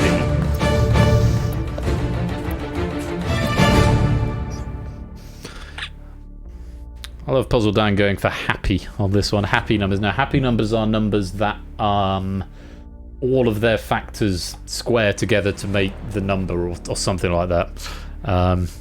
Is it definitely I? It's I, not 1. Okay. I don't know. I abandoned statistics at A level. I should probably know a bit more maths. It's an I, okay. I'm sorry to think. Let's take a look, see what you said and what the answer is. Complex numbers, not composite. Composite are the opposite of primes. Numbers that have dividing factors other than themselves and 1. Very complex question. It's a bit that defines this particular answer. The IBL, is it? That's me fucking the question. Oh no, fine. That's a banned emoji. That's a banned Unicode in this chat. Happy people are never complex. It comes. Really? It was simplified. Code was right to it. Sorry, I just saw the X and assumed it was a Twitter reference. No, we can't have that because it's still Twitter. Really, it's not composite. Mantissa also going for imaginary numbers, not the right one. It was complex. I'm going to stop whittling on. Let's light you back up. Right, BC improves of loss of life. Everyone else still with 3. It's an original mathematical context. That's fine. On we go. Question number 3 for 5 points. Take a look. Complete the full name of the striking labour union, SAG-AFTRA, the Blank Actors Guild, American Federation of Television and Radio Artists.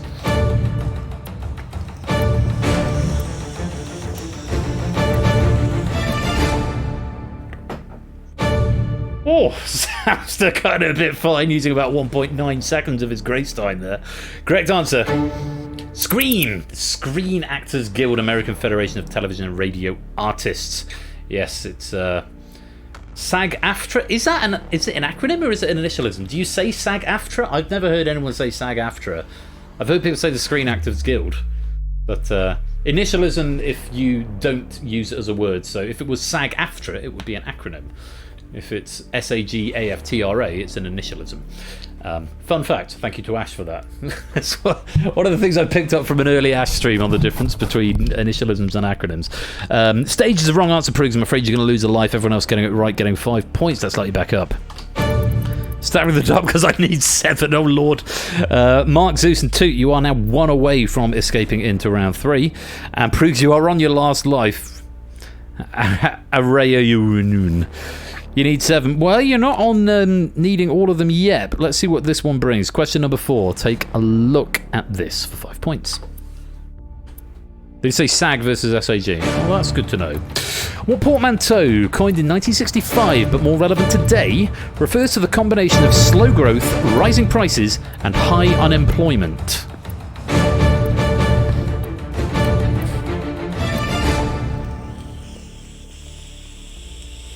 Couple of answers coming in at the Greystone from the background game. Correct answer is stagflation. Mark and Toot, you have escaped. It's life, Jim. Not the answer, I'm afraid, Top, but inflation is a more general term rather than the specific one we wanted from that question. Stimson Sangle, so you're going to lose life. Jack Wilfred, welcome to the stream. They called it Sunakflation even back then. Single honk. Well done if you got that one right. Let's light you back up. Topper's just burning one of his lives for no good reason. Proogs and ABME, you do now require all of them. Inca and Zeus, you're 1 away from escape. And Proogs, you're also on your last life, just to add an extra bit of pressure there. Politics signal up in the sky, he must have done. Question number, the next one, 5, I think, for 5 points. Take a look. Yeah. Holding office from 2006 to 2007, more politics, and again from 2012 to 2020, Shinzo Abe is the longest-serving Prime Minister of which nation?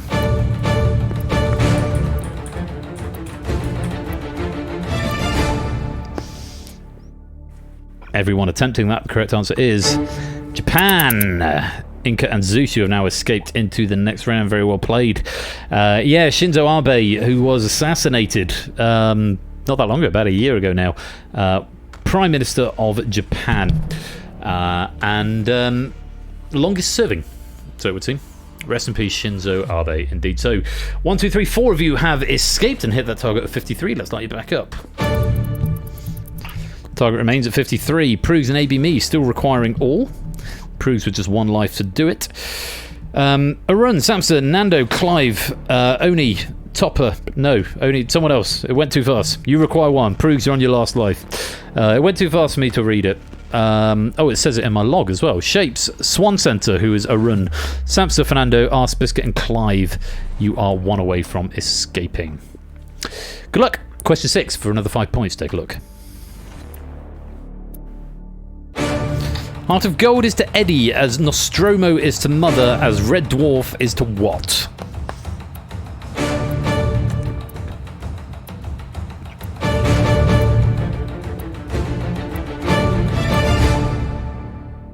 Three, 4, 5, 6, 7 players attempting this one. And just a reminder, if you have escaped, you can continue answering. But remember, you get 2 points for every life you've got left. So if you're just having blind guesses, then you're diminishing your bonus at the end. Plus, you can still be eliminated if you've run out of lives after escaping. Correct answer. Holly, Star Trek Rimmer, Lister, Charles, Dave, and Starbug are the wrong answers. I haven't got any notes on this one, but I think they are the spaceships in the aforementioned shows. I might be wrong. Let me just check the Sapient ship. Colo proof this one, so I'm assuming that's what. I'm not a fan of Red Dwarf, so someone in the chat I'm sure will tell me in just a minute. Oh, it's the computer. It's the AI of the computer. Maybe Starbug is the name of the ship. I don't know. Again, not a fan of Red Dwarf, but yeah, the ship's AI. Oh yeah, of course the ship in Red Dwarf is Red Dwarf. Of course it is. Bloody idiot. ABME, I'm afraid that is a wrong answer, and you did need it right. So unfortunately, Starbug's a shuttle. There we go. ABME, it is the end of the road, and it's lights out. Into your cell you go. So, Simpsons, Angle, Proogs, and Topper. You need all of them. Arun, Samson, Nando, Clive, Oni, and Shapes. You're 1 away. Simpson, Proogs, and Topper, you're on your last life. Managed it that time. Question number 7 for another 5 points. Take a look. Here it is. The deadliest conflict of the 21st century, which involved the armies of 9 neighbouring nations and an estimated 3 million casualties, took place on which continent?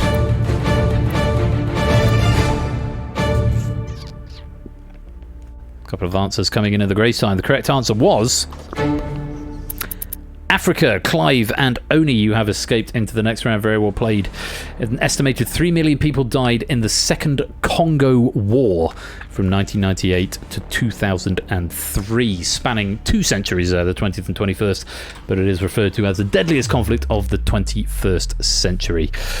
Proogs, you gave it a good go, but Asia is not the right answer. Neither is Europe, Nando and Zeus, but you do get to survive for at least one more question.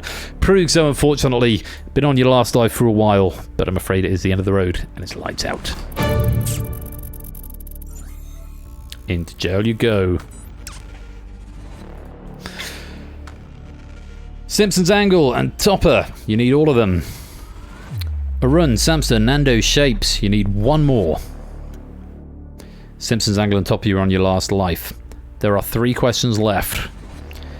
Who's going to escape into round 3? Let's go on to question number 8. Oh, and incidentally, if anybody wants to come and join in, there is the room code for doing that. I forgot that I've got a button that can do that and it doesn't just display all the time. Good luck. Question number 8. Have a look. Which country will host 3 F1 races in 2023, including a new Night City Street event where racers will blast their way along the strip?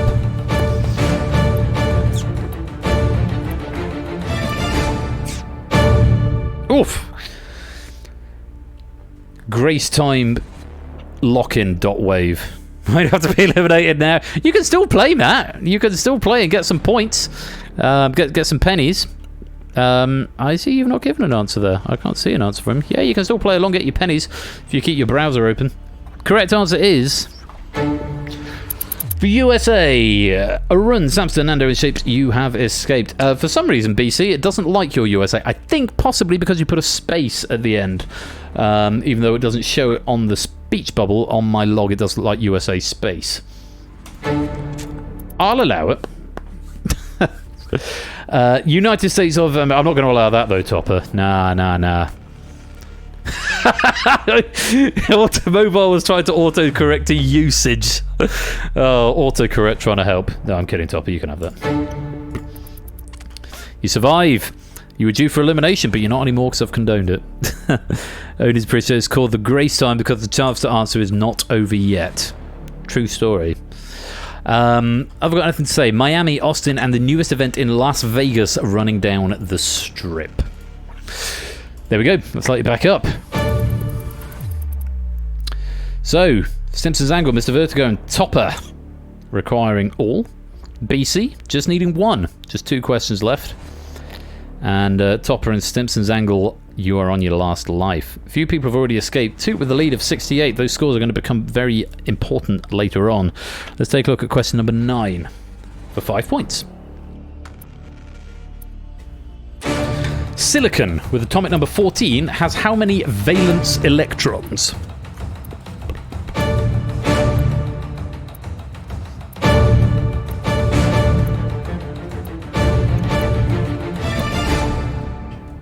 I don't understand the question. So I gave up chemistry in 2004. Correct answer is 4. The electron configuration, BC, you've escaped, very well played. The electron configuration 3s2, 3p2 means there's 2 plus 2 equals 4 valence electrons. Topper going for 4, Zeus going for 14, Simpsons Angle going for 14 as well. You're obviously operating on more information than I am. Captain Chemistry in the shape of Samster, our resident chemistry teacher, has furnishing us with remarkable details there.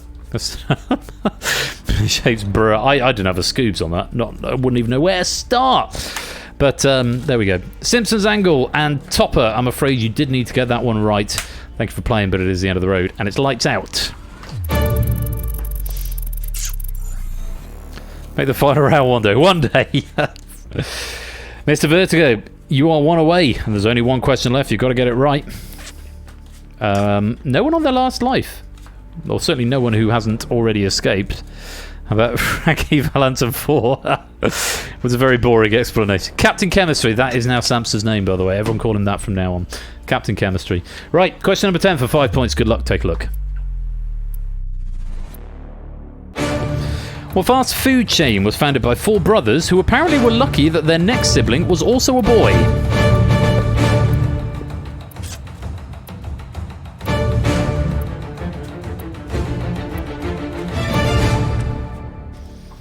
Mr. Vertigo did get an answer in the nick of time. The only player we're waiting on to see if they're getting through to the last round. Correct answer was... Five Guys. Everyone getting it right apart from Mr. Vertigo, who went for Archie's. Not the right answer. No notes on that one, I'm afraid. But it does mean everyone who had already escaped has increased their score. And Mr. Vertigo, unfortunately, 49 is not quite 53. Thank you very much for playing, but it is the end of the road. And it's lights out. Into jail you go. So, we started with 27, we dropped to 16, and another 5 have now left us, leaving us with 11 players in the final.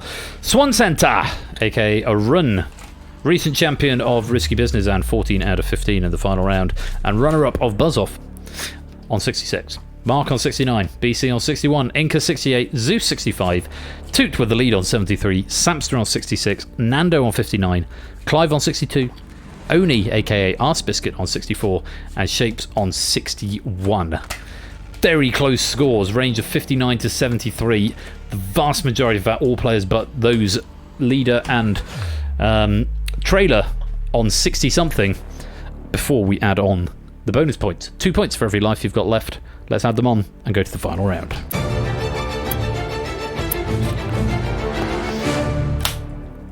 Round 3 is survive. Answer the question as fast as you can. The first player to give a correct answer will start a 15-second countdown on all other players, during which time their points will be drained at an increasing rate.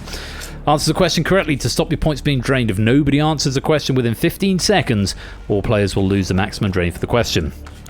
Your 3 lives have been replaced with refires. You may attempt every question once for free. Thereafter, it will cost you one of your refires. You may refire any question as many times as you like, but once they are exhausted, only your first answer will be accepted for the remainder of the round. If your points are depleted, you're eliminated from the game. When only one player remains, that player is declared the winner and the escape artist.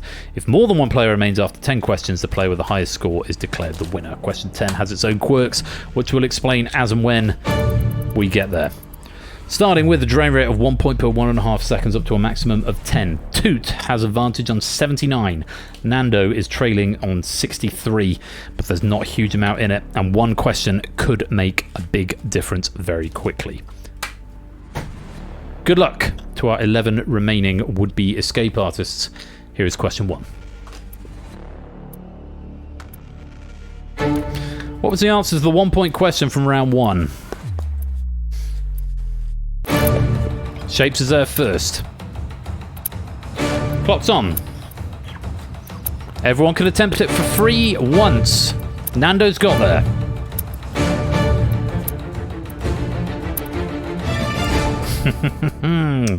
Strawberry was the answer. The callback question at the top. Rude, to be honest. Yeah, the Neapolitan ice cream and Double Trouble. The 1 point question was the first question, so it couldn't have fallen any easier for you. The 1 point question was the first question of the game. So, as callbacks go, that's a fairly friendly one. Shapes. I did say strawberry. There we go, raid message. Did you say strawberry? Literally just told you Escape Artist Edition. Yeah. That's about all there is. Not Ukraine, not Rude, to be honest. Nando and Shapes getting there. Everyone else losing 10 points. Slightly back up. Ooh, what's that done to the scores? Toot still with the lead is 69, but it's a lot tighter than it was. 69 now going down to 55. BC trailing. Toot still with the lead, but a lot tighter. Shapes just 2 points behind. Question 2. Take a look. Blunt, Burgess, Carncross, McLean and Philby formed a spy ring, commonly named for which university city where they were recruited. Toot started the clock. Lots of people getting correct here.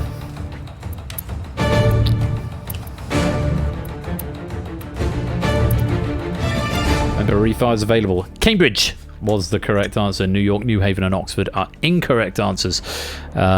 Zeus going for Oxford and then refiring to find Cambridge. Nando going for Oxford, not refiring. Mark going for Oxford and then finding it on a refire. BC going for New York and choosing not to refire. Only going for New Haven and choosing not to refire. Remember, those refires can be valuable if you're getting them in early in the question. If you're refiring late, then it could just be a waste of a refire if you're only going to save yourself 1 or 2 points. Jogging, welcome to the stream, my dude. Hope you're keeping well. Let's go on and light you back up. Last question at this drain rate. After this, it will increase to 1 point per second, up to a maximum of 15. Good luck. Here's the question.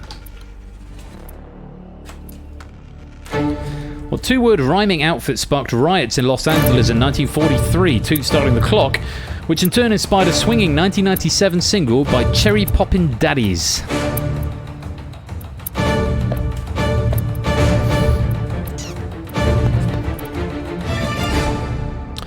It's Zoot Suit. Tutti Frutti, a very sensible guess there, Clive, but not the one, unfortunately. No other incorrect answers coming in there, and BC choosing just to let the time drain out. Toot Starting the Clock. Zoot Suit was the answer. Let's let you back up. So we increased the drain rate 1 point per second now, up to a maximum of 15. Toot still with a lead of 69. Inca is next closest on 60, followed by Shapes on 57. Shapes, I believe, the author of the last game of the Escape Artists that we played. Let's see what question number 4 brings. Have a look. The O's are red and yellow. The G's are blue. What colour is the L? Clive there first.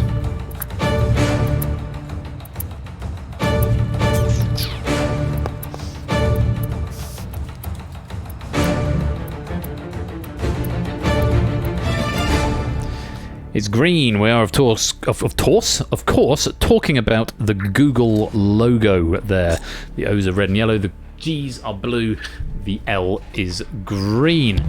Clive starting the clock on that one. Arse Biscuit going for red originally. Not the right answer. Shapes then going for blue. Also not the right answer. Looks like he got it on a refire, as did Oni. Eventually. Just Samson not getting an answer in on that one. We need that autofocus. Yeah, it's...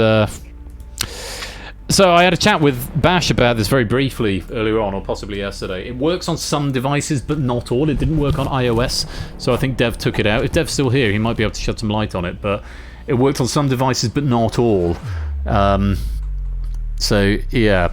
When I show off my bidding war work in progress, there is a solution to that autofocus problem, which is effectively not using Hackbox, but yeah, I recognise it's not ideal, and perhaps this isn't the best game to be Hackboxified, and maybe it's better in Twitch chat. But your words, it's not the first time that's come back to me. Your words are not falling on deaf ears. I'm very much aware of them, and meaning to do something about it at some point when time permits. Well done, Clive, starting the clock there. Most of you getting it right. Let's light you back up.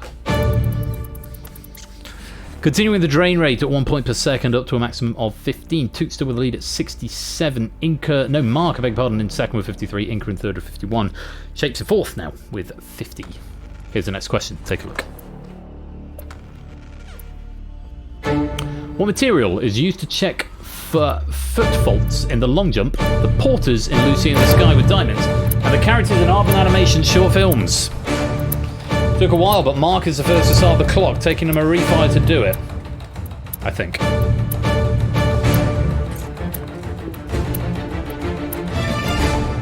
It's plasticine. A lot of people are going for clay, and that was the first answer that came in that prompted the refires. Shapes going for sand, Toot going for clay, Clive going for clay, BC for tape, Samster for Clawley, Nando going for clay. Mark was straight in with the right answer, it turns out. Hello, Bricks. It really likes that chord. It does. It's a good chord. But welcome, Bricks. Hope you're keeping well. How was ESA? Were you at ESA? How was it? By the way, we nicked your airport meme. I showed it to my wife, and she enjoyed it very much. Please leave the entire airport. It's very much a mood. Hope you're well, my dude. Mark getting it right. Zeus then going for wax. Arun for clay. Oni for clay. Toot getting it right. Inca going for clay. Samster for clay. Zeus for clay. Inca then getting it right. Shapes going for clay. Clive getting it right. BC, Shapes going for Clay, only getting it right on a refi there. It was a shambles. I heard there were some computer issues and Huds had to send in a second computer. It all looked like fun and games though. Well done if you got that. Plasticine, not clay. Distinctly different terms. That's the end of question 5. Let's let you back up. Find out what's going on. Samster, you're in danger. Apparently, you are fewer than the maximum drain rate. Well, you're exactly the maximum drain rate. You get this one wrong, Samster, you are going to be eliminated. BC just teetering above that line on 16 at the moment. Up at the other end, Toot at 65. Marks in second on 53. And Inca in third on 45. Let's see what happens as we go to question number 6. Take a look. In 1977, the Patagonian toothfish was renamed to lure consumers. Toots in first. Toothfish became sea bass. Patagonian was replaced with the name of what nation?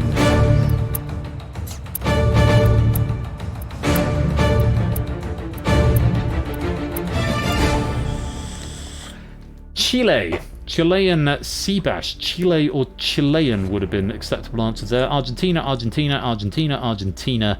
Argentina, all incorrect answers on that one.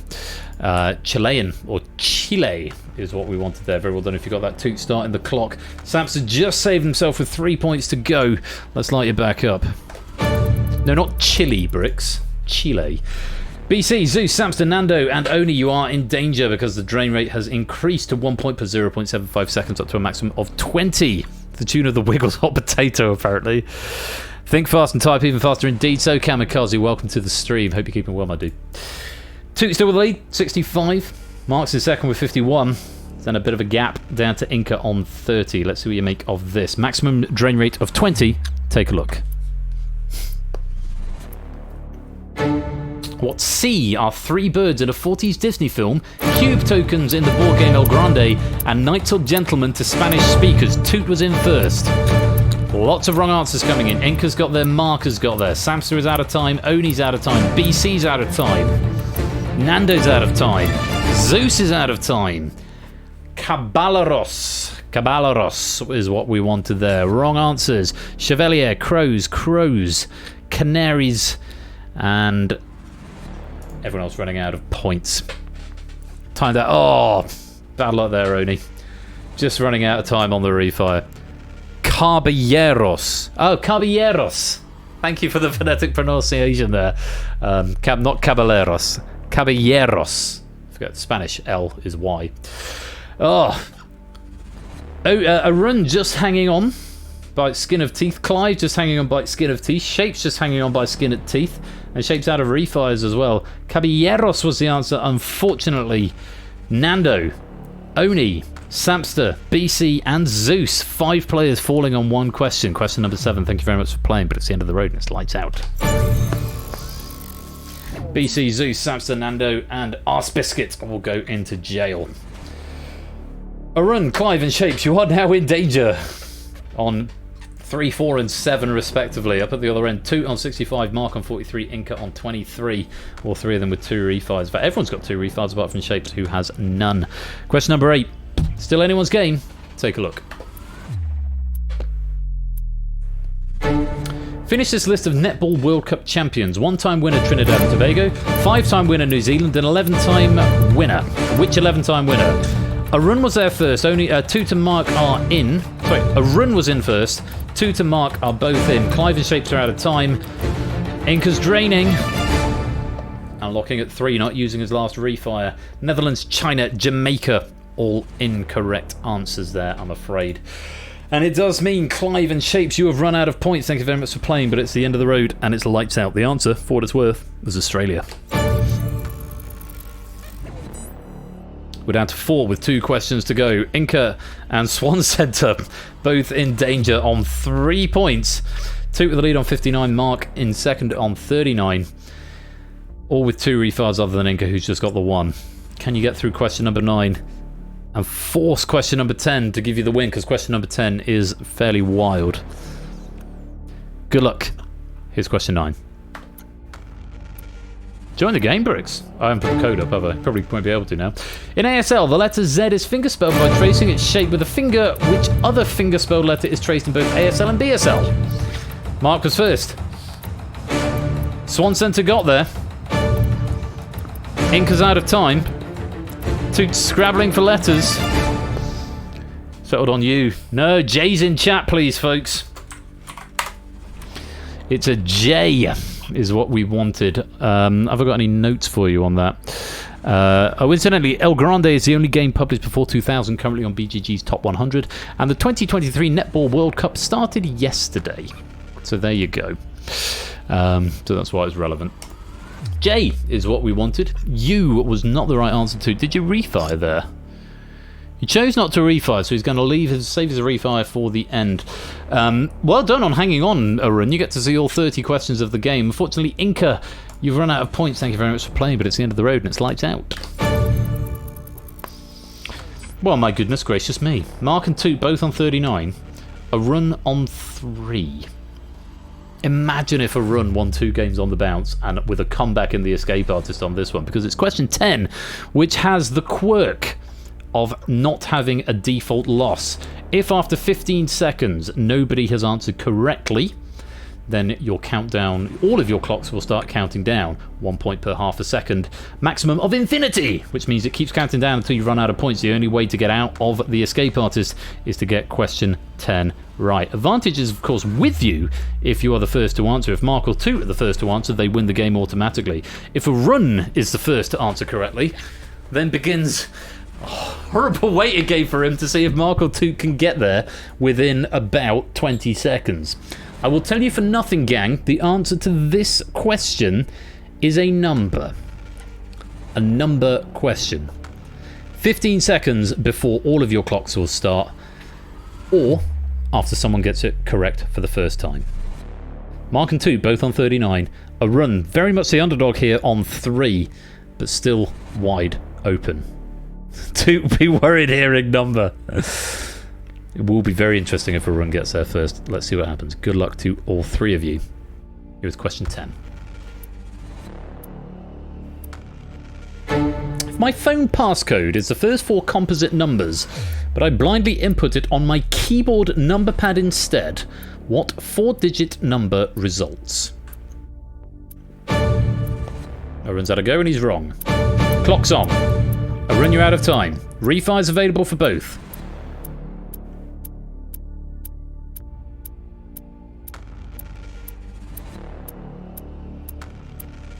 Five seconds. Oh! You hate it. Mark, you were so close! You were so close! You got the right numbers, but in the wrong order. 4, 6, 2, 3.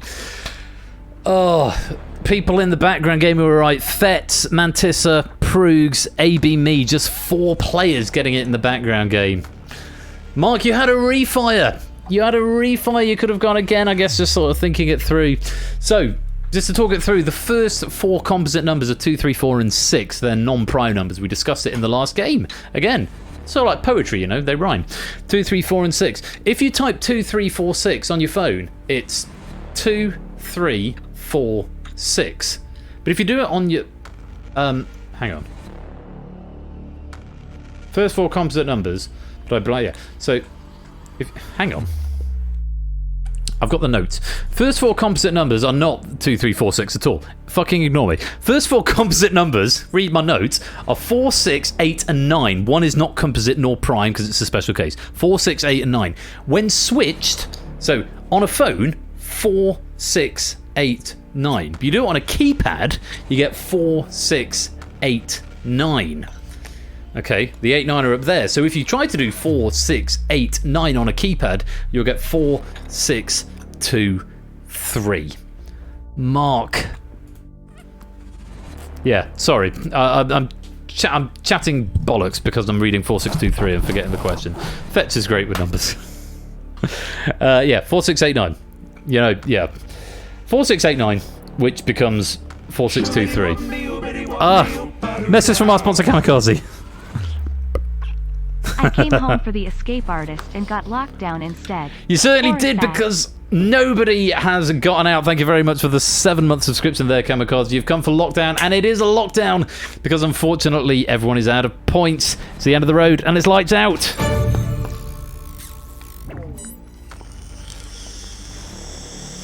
Well, I hope you all had fun, because it's a lockdown.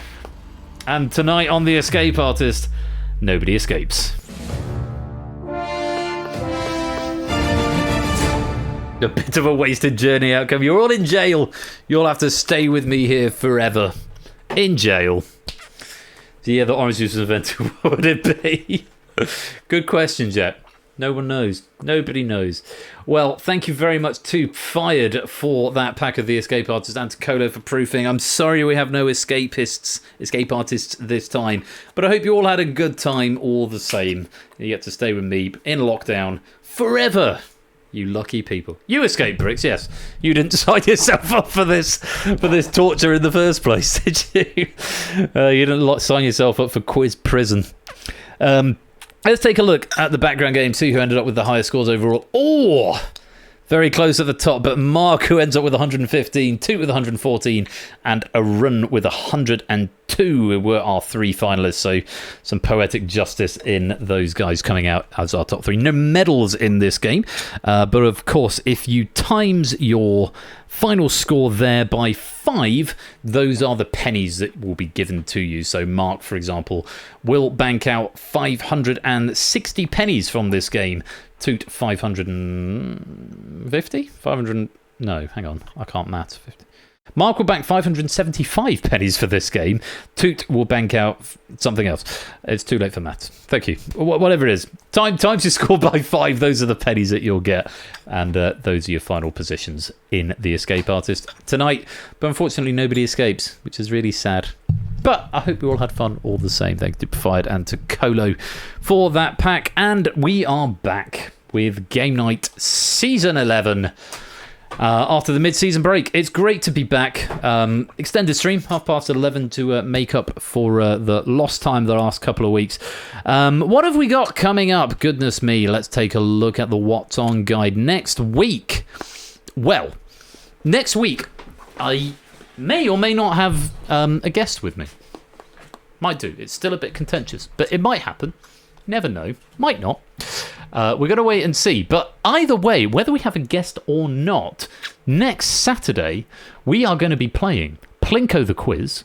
And that has been written by Lingomaniac. We are going to be playing Data Leak, as written by Lupine. And we are going to be playing The Abyss, which has not yet been written by Samster, but he assures me it will be written this week. It's not like he's doing anything at the moment, because he's on summer holiday, isn't that right? To pause the next weekend. As far as I know, it's not you, Topper. So yeah, that's what's coming up next week. Plink, Saturday the 5th of August, 8 PM BST, right here, twitch.tv/royal_flush. Plinko by Lingo. Ooh, that's fun. Plinko by Lingo. Data Leak by Lupine, and The Abyss by Samster. Tomorrow. Oh, good man, Samster. Look forward to getting that. So that's next Saturday with maybe or maybe not guest. Don't know. We'll see. Plingo. That works. In the interim, if you need more quiz in your life over the next week, you can go and tune into our great friend Ash the Bash. I've done one so already. I'll do another so right now. He's going to be here on Wednesday the 2nd of August with double Doot Drop, brand new Doot Drop. We haven't seen Doot Drop for about 2 years. It was a thing before, and then Ash decided to pull it apart and put it all back together again. There's probably good technical reasons why it needed to be redone, but the Doot Drop is going to be back. That's Wednesday the 2nd of August at 8 PM BST over on Bash's channel. He's also going to be here next Friday the 4th of August with Wipeout, Redacted, and All Clued Up. A couple of rescheduled things because I know he's had some gigs in the last couple of weeks, so he's cramming in extra quiz. So I know he had a bit of a bumper stream on Friday night, last night as well, which I caught some bits of peripherally in between. I got subpoenaed into playing pool, so I caught some bits in the background. But that's with Bash Wednesday and Friday at 8 PM BST this week. Our great friend Topper, Topper One Gaming, he's going to be here on Thursday as well at the same time, 8 PM BST. And Topper is going to be playing Revenge of the Egghead and Rebound on Thursday, the 3rd of August at 8 PM. Do go give both of those guys a follow. They do really great interactive quiz stuff. And they're Great guys, so go give them a follow. As I said, I will be back definitely next Saturday with Plinko, or should we call it Plingo, Data Leak and The Abyss. It should be a really good stream. Data Leak and The Abyss, some of the more self-contained games that more or less auto-run, so it should be a slightly snappier stream. I may do some dev stream stuff of the current bidding war work in progress, because it's reached a point where I could probably do with some people helping out, just to test functionality of it. So keep an eye on the server for that. Might be at some point tomorrow, might be possibly next weekend, next Sunday as well, or possibly post-stream next Saturday, if it ends up being a bit shorter. I'll just show you what I've got working on. But come and join the Discord for more information on that if you'd like to find out more. And that's about it. I'm back next Saturday, other streams in the interim, and come and join the Discord.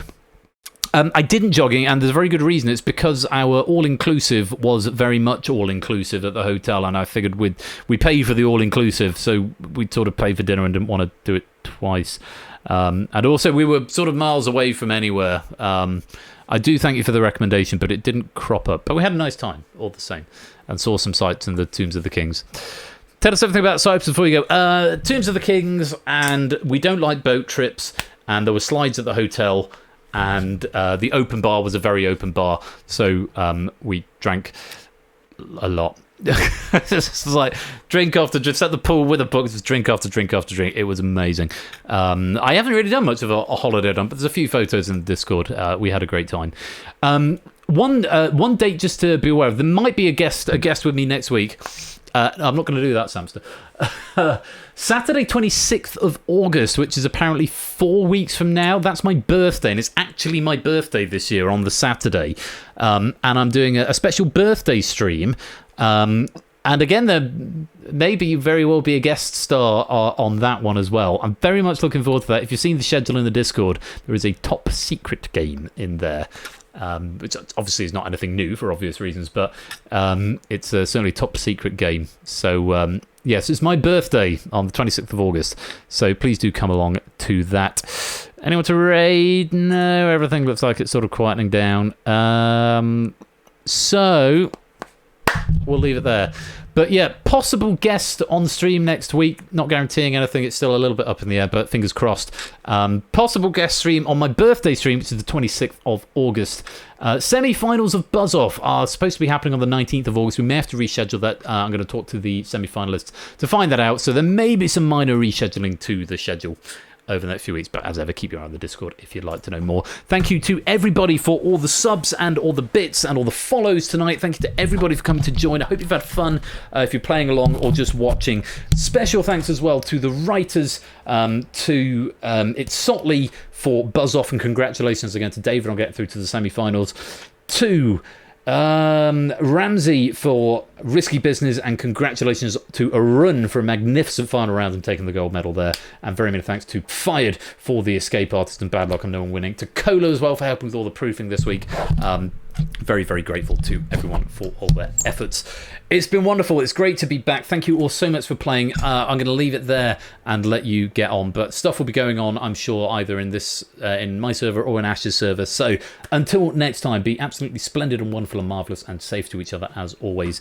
I will see you next week, if not before, for more of the same, if not more of the same. And until then, I've been Royal Flush. You have been watching Game Night. Take care. Peace out and good night.